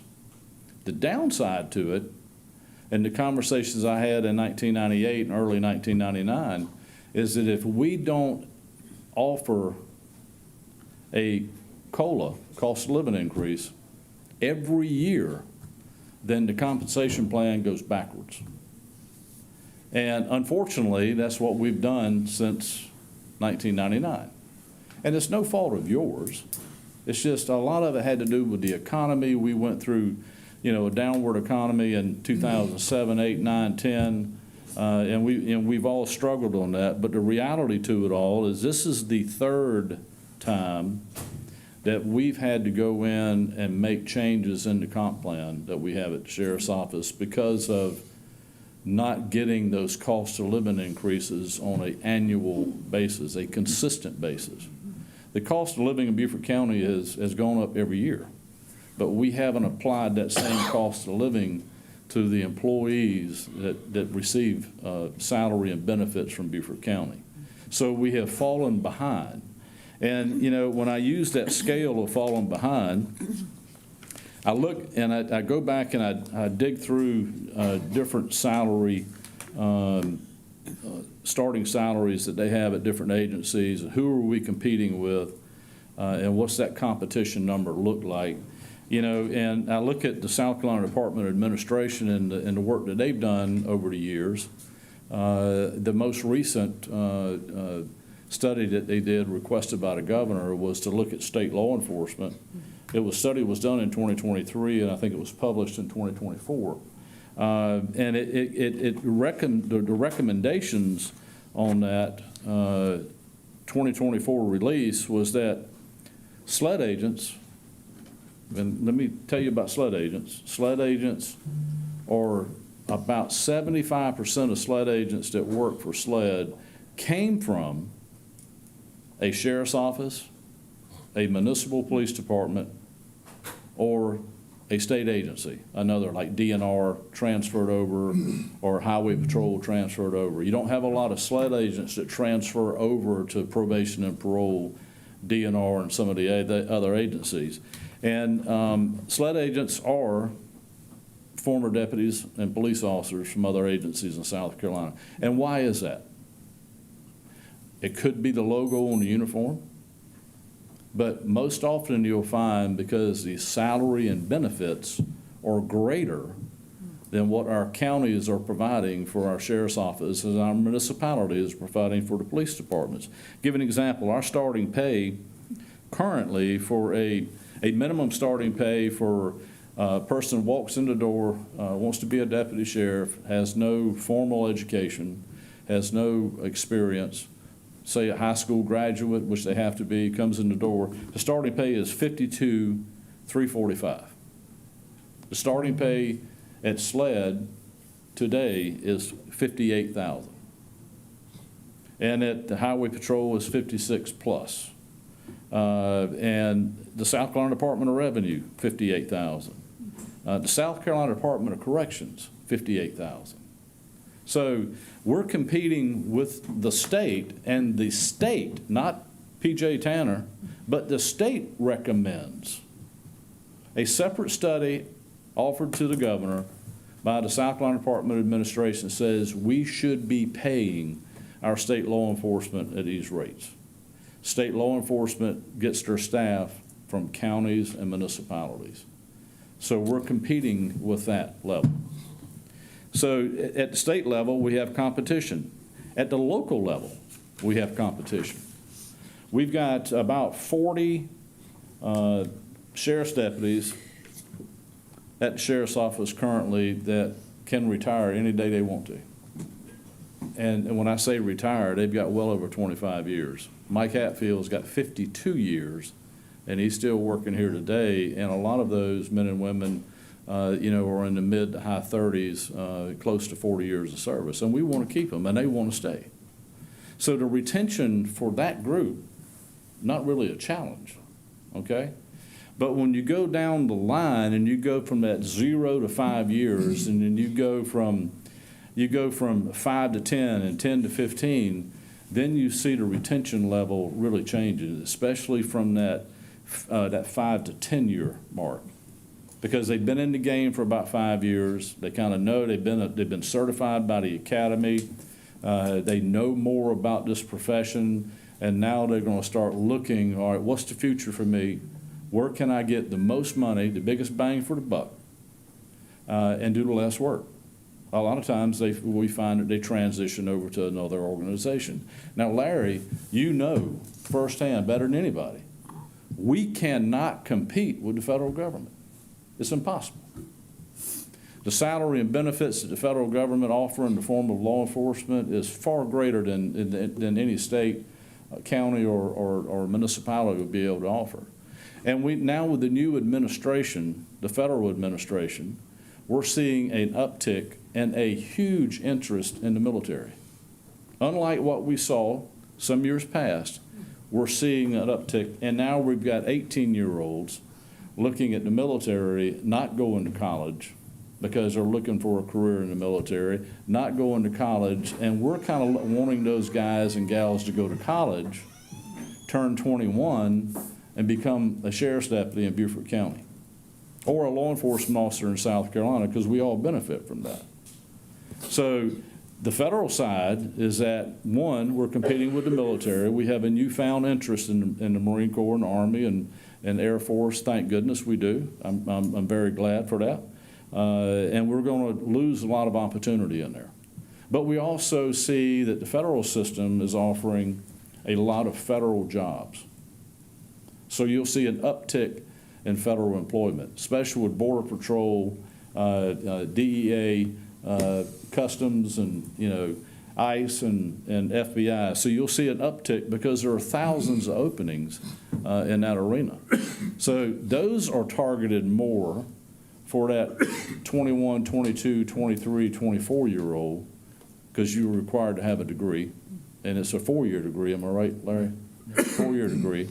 And so we're going. These guys and gals are going to college. We're going to colleges as well, trying to recruit, and they're comparing apples to apples. Law enforcement is a good career choice, but I can go to work for Beaufort County at starting pay at $52,345, or I can go to work with the federal government, in the mid-70s. 70 to 80, right? Is that right? You can't compete with that. So we know we can't. So let's compete with our local agencies. Let's just talk about what we're doing here locally. We know we're competing with the federal government. We know we're competing with the state. And now we're competing with the town of Bluffton, whose starting pay is $56,000. So we at $52,345. Bluffton PD is at $56,000. We've lost, probably within the last year and a half, probably more than a year and a half, we've lost 6 deputies to the town of Bluffton for salary increase. Port Royal PD is $51,000 to $59,000, and Port Royal is $52,000. Then we look at our neighboring county, Jasper. Jasper starting pay is $55,000 plus. Hardyville is in that same range. Colleton County is a little bit lower than us. And so we just go around and we're looking at, all right, who are we competing with? All right, well, let's take law enforcement off the table. Who else are we competing with? The food and beverage industry, the service industry. Bartenders, bar backs, and waiters make between $75,000 and $100,000 a year. And they work less hours.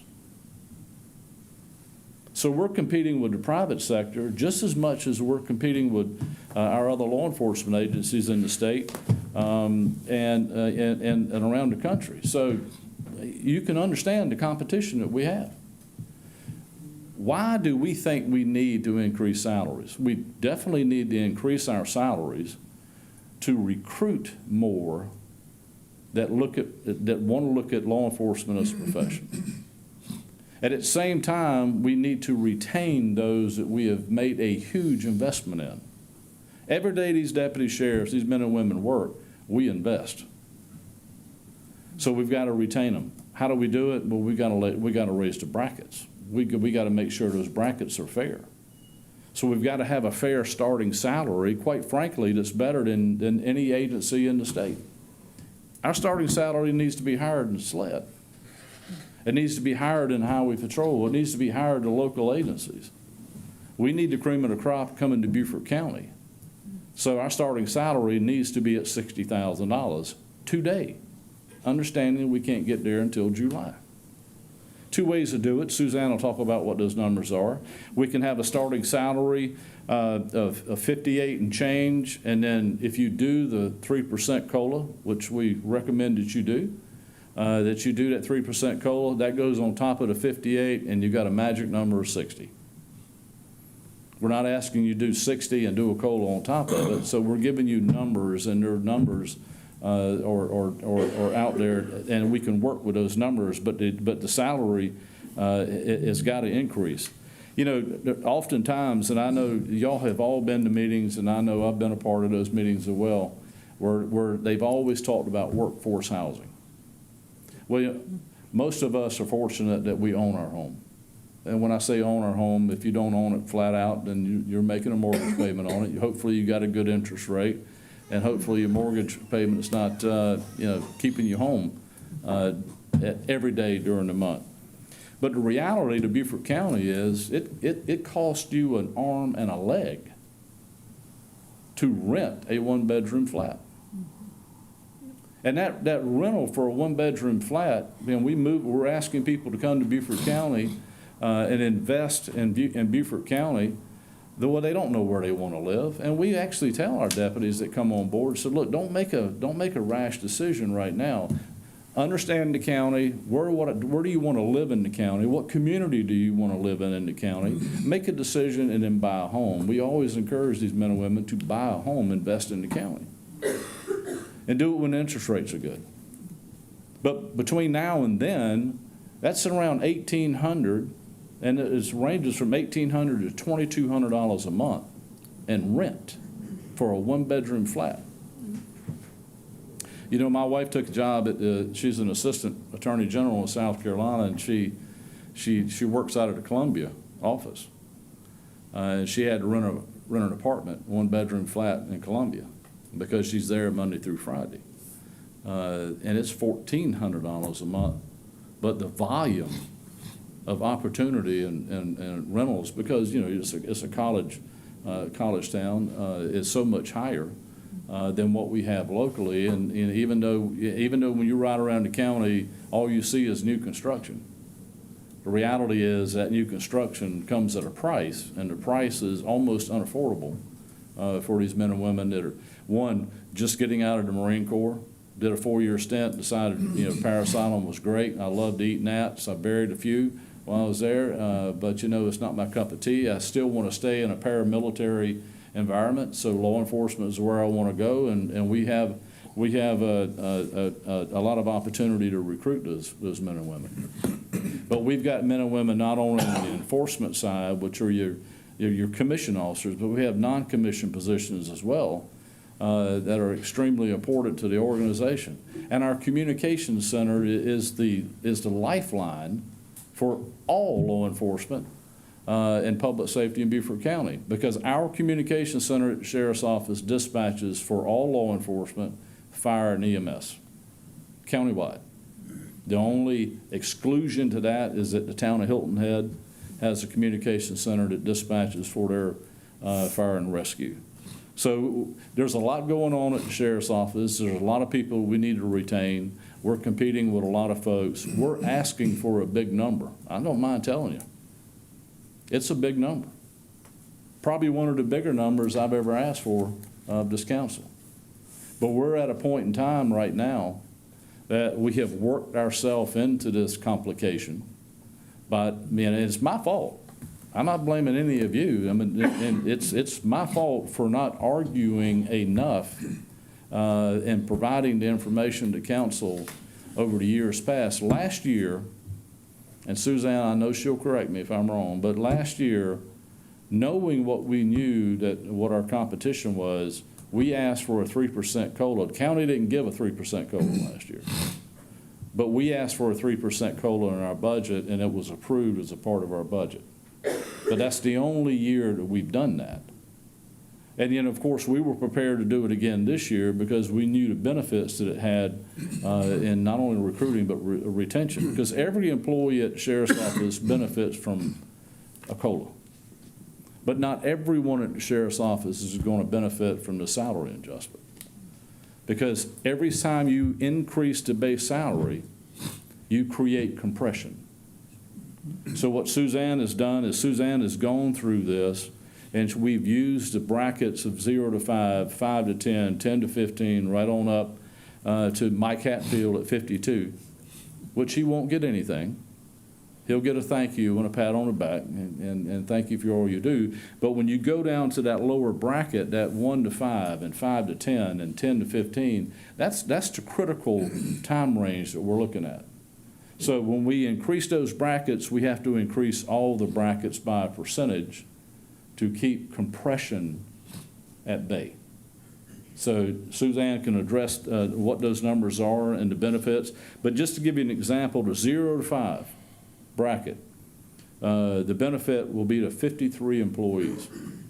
That's sheriff's deputies. And it would also be 24 dispatchers will benefit for that bracket movement from 0 to 5. 24 will benefit from 5 to 10 years. 16 will benefit from the 10 to 15, and the 15 to 20 will be 11, and then it goes down to 4, and then it goes down to 0, 0, 0, 0. We're not looking at making seasoned law enforcement. I'm not looking at those 40 that I told you earlier could retire at any time, not only based on age, but based on age and time. And we're not looking at their salaries. We're looking at those salaries for recruitment and retention. So we're at a critical point. There's a lot of competition, and if we don't deal with what we know to be a reality here in the form of salaries, all the other things that we're doing at the sheriff's office when it comes to technology and science and equipment and training and all those things are working. But you've got to put money in their paycheck. It's got to be a reflection in a direct deposit. And if they're not seeing that reflection in a direct deposit, they're going to find greener pastures. And that greener pasture is going to be additional money because the cost of living here is brutal. I'm the only sheriff in South Carolina that requires my deputies to live in Beaufort County.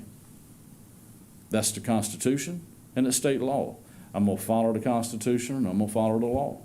And I've had a lot of deputies ask if they can move just outside of Beaufort County into Jasper because rent is so much cheaper in Jasper than it is in Beaufort. And I said, I'm sorry, can't do it.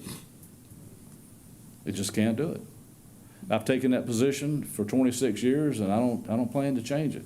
We just need to do what we need to do to make sure that our men and women in public safety, not only at the sheriff's office, but at EMS, and I know fire departments do a pretty good job because I think most fire departments are funded through a TIF, and they do a pretty good job of doing that.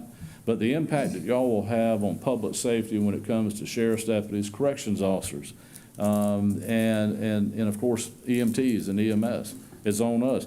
I didn't realize, and I just thought about it. You know, I talk about all this competition that we're having to deal with, but I didn't realize till I saw this, and these are job openings with Beaufort County. And I'm looking at them, and one is an assistant airport security coordinator. I didn't know what that was, so I had to read the description. And it's more or less a clerk.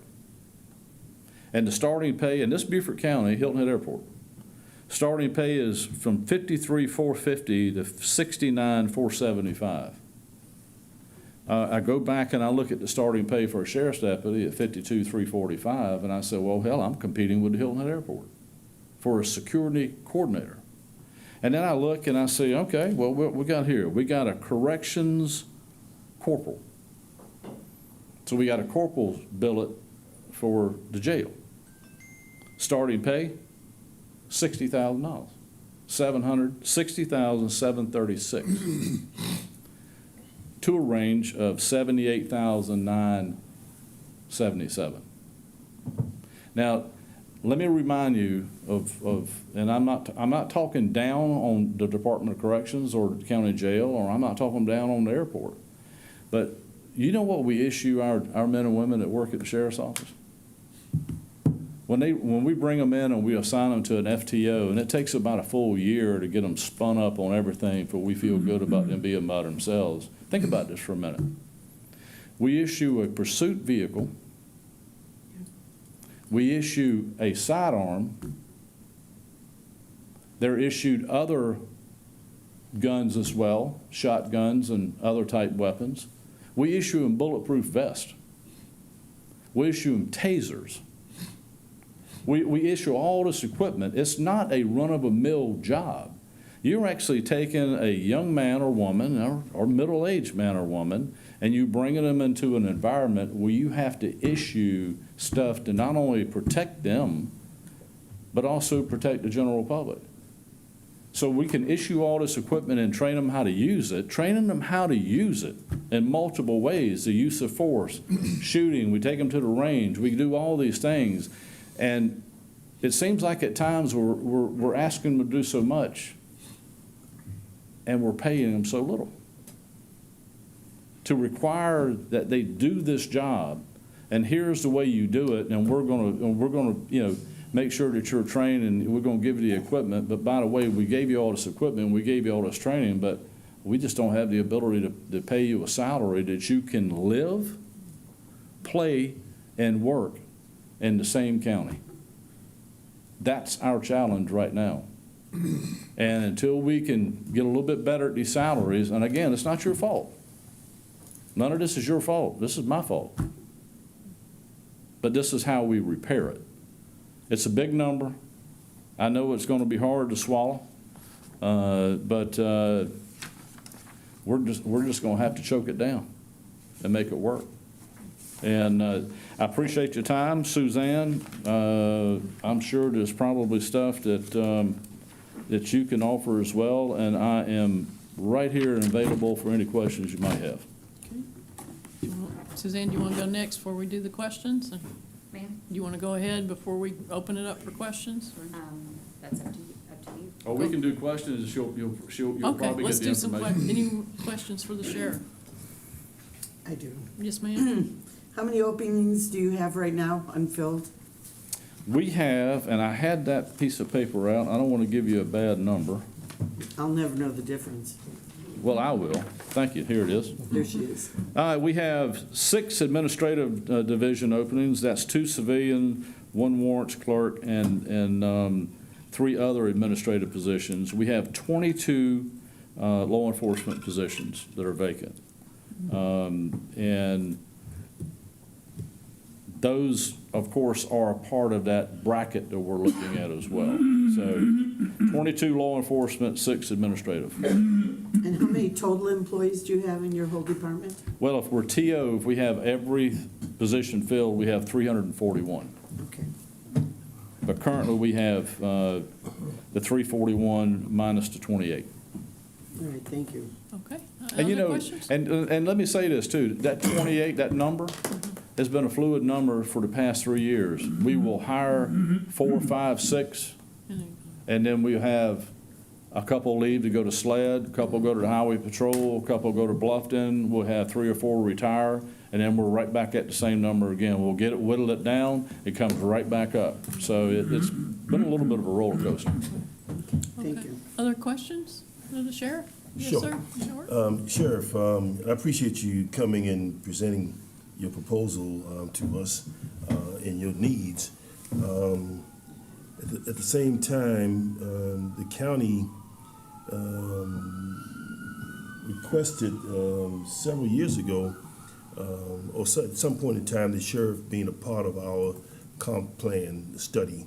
You opted not to participate in it. And so we've moved forward thinking that, I'm thinking for me now, that you were okay with your plans, your salary, et cetera, because you never requested any additional funds, et cetera. Now you're coming forward asking, and you're right, you probably have a whopping request.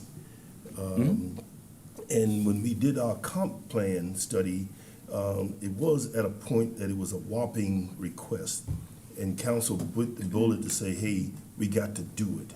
And so we're at the point now that you're making a request, the solicitor's making a request, and we probably have to look at it and say, hey, we are at this point now that we have to do the same thing for the sheriff particularly, that we did for our county employees.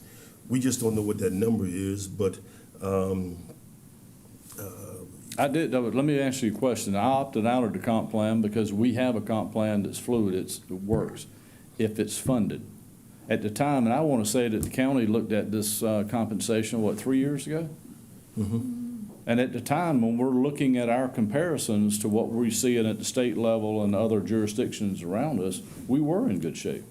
And our compensation plan at the sheriff's office is something that has worked then for 23 years, and it's working at 26. It works if it's funded. But if you don't have a consistent annual COLA, you're not funding it. You know, so that is what takes the bottom line up. You either move the bottom line by us coming in here and asking that the bottom line be moved, and then we deal with the compression of the other brackets, or you give a consistent COLA every year, and that COLA is responsible for not only moving the bottom line, but it moves everyone's line up 3%. When you don't do that, then it requires me to come in here and ask for those numbers. And then when those numbers, when the Department of Administration, hey, I think what the job they did for the governor was outstanding. And I appreciate the work they did.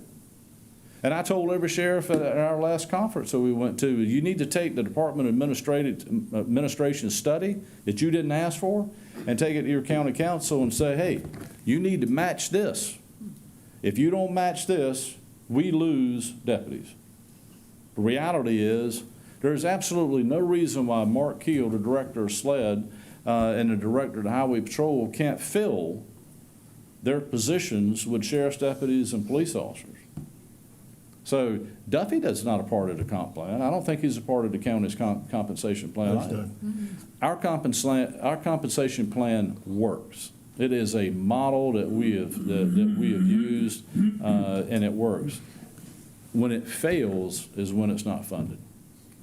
And that's been the problem. That's been the ongoing problem. I mean, there's been, and it's not, again, it's not your fault, all right? But collectively, we haven't done enough to ensure that our county employees, either attached to an elected official or not, has not been compensated appropriately. And at least give them a COLA. You know, because, and if you do that on a regular basis, you can keep them moving up. But if you're not doing a COLA and they have no compensation plan available to them to advance either in seniority or promotion or longevity or performance, then it's a disservice to those employees. And we have a lot of employees in Beaufort County. My job, of course, is to look after the staff at the sheriff's office. But at the same time, those officers department in our jail and public works and throughout the county deserve the same treatment. So again, it's not your fault. But collectively, that cost of living increase in a county, it grows. Right around the county, your staff does. Your employees right around the county. Sheriff's deputies are in this county every day. We see the growth. We see the challenges. Sure. And I'll just say this, that when I first got on council almost 8 years ago, a little over 8 years ago, I did meet with your deputy, Mr. Hatfield, and he was pleased with the salary at the time, so I'm just going to leave it like that. Yeah. Well, you know, things change. Things have changed. And we're at that moment right now where things have changed. And when you talk about 3 years ago, it's not 3 years ago. Yeah. It's 2025. Things have changed. Right. We got to move forward. Joe? Sheriff, two questions. Number one, how did the other 45 counties get around state law and the Constitution requiring their officers to live in the county?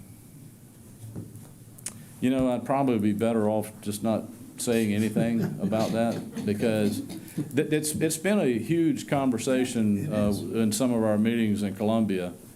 There's a downside. There's a downside to it. And I've always taken the position, I say, you know what, because the law says that they have to live in the county of the elector. I mean, the law is black and white, and the Constitution says the same thing. So I'm not going to allow you to live outside of the county when the law and the Constitution says you got to live here. And, you know, there's some case law out there that suggest that even police officers in police departments have to live in the municipality of the police department. So I mean, but all of those are maybe gray areas and points that need to be talked about by the General Assembly. We have looked at asking the General Assembly for years now to go in. You have to change the Constitution under a referendum. The voters have to change that. And we have asked the General Assembly to go in and looking at changing the law and asking that the Constitution could be amended. Because there's a lot of opportunity out there for law enforcement, not out of state, but within state, that they live in other counties which is more affordable, or there's some history with that county with family property or something, and be able to work in another. But right now, I just can't allow it, and I don't. Now, the second part of that is, does every employee of the sheriff's office, whether you're an officer or because you work with the sheriff's office, you have to live in the county? No, just the commission officers. Just the commission? Yeah. The non-commissioned civilian personnel do not. Okay, thank you. Other questions for the sheriff? Okay, Ms. Susan? Let you, thank you very much. We appreciate your time. Thank you all. I'm here to back you up, Suzanne, if you need anything.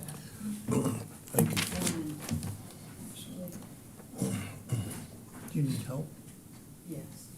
You want us to do that? Yes, that would be lovely. Okay, yeah, we'll do that. Everybody gets one of each? Yes, sir. Yeah. That's bad. Thank you. Here come the numbers. Yep. One of each. Good morning. While the papers are being passed around, I know Solicitor Stone had already said this. Yesterday, there was a statewide call with the emergency management directors talking about the grants. So at this point in time, I'm going to give you some of our big numbers. We have turned in the line items. I don't know if you have them in front of you. Those may change depending on what the sheriff's priorities are and the funding that we've received.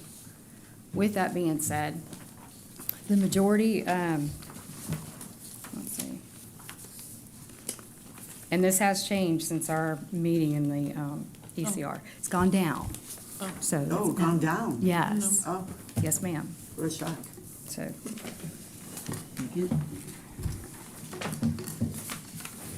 Sarah, can you get that up there or no? 'Cause you don't have it no, I didn't electronic. give it to her. No, it's okay, we'll email it out afterwards. Okay. Yeah. And because there's a good possibility these numbers may just change where they are, that's another reason why I just didn't want to give that out. But currently, what we are asking for is a total expenditure increase of 4.1 million, and I'm rounding. However, general fund increase is only about 3.2. The remaining between the two numbers come from other sources of revenue. For example, the town of Hilton Head, also the school district, ACE, and some other interest and some fees that Denise had put into the budget process for this year. With that being said, as you can see the breakdown in front of you, and I didn't keep it, here we go. As Sheriff had already mentioned, these are the people that the salary adjustment affects. And as you can see the breakdown of the years, he is completely correct. It is affecting the entry-level people or the officers and the dispatchers who have the least amount of time at the sheriff's office. At this point, you can see that it does affect 139 people, which is almost half of our staff. And the other half, of course, they're not eligible for the salary adjustment. At this point, we have included a 3% cost of living. What we did what we have changed is we took the entry-level salary up to $58,000 and change, and then took 3% to get it to $60,000. So like the sheriff mentioned, we're not adding a 3% cost of living on top of the $60,000. It's included. So I'll just take questions at this point. Okay, open it up for questions. Everybody's looking at the numbers. Yes, Mark, you look like you got one. Just a question, I know that the county does things differently when we don't have positions filled. So obviously, just by Sheriff Tanner's numbers of having 28 folks not filled, and if we just go with an average of 50,000 per person for the year, that's 1.4 million. So where has that money, since all those positions have been open every single year, the past year, I mean, that would equal, you know, one third of what your ask is those open positions. So I'm just kind of curious how that falls into your budget every year. And first of all, let me say to both you and Sheriff Tanner, when I first got here, things were different. Y'all now have done a great job of line items and getting us information, because again, there was a brick wall when we first got here from previous councils that were here. So again, you guys have done a wonderful job of providing us information and being forthright and showing us things, which then makes our job much easier to be able to say transparency and give you what you want. So that, let me say that first, but then go ahead to the question that I asked, just kind of curious how that plays in every year, because again, if you have 30 people, you're not employed, if we just do an average of 50,000 per, that's 1.4 million that you'd have extra every year. Because again, it seems like every year you're about 30 people behind. Councilman Lawson, you would be correct if we budgeted for all of those vacancies. We don't budget for all vacancies. Currently, we only have 15 budgeted for next year. So we don't budget 100% of the salary. No, sir.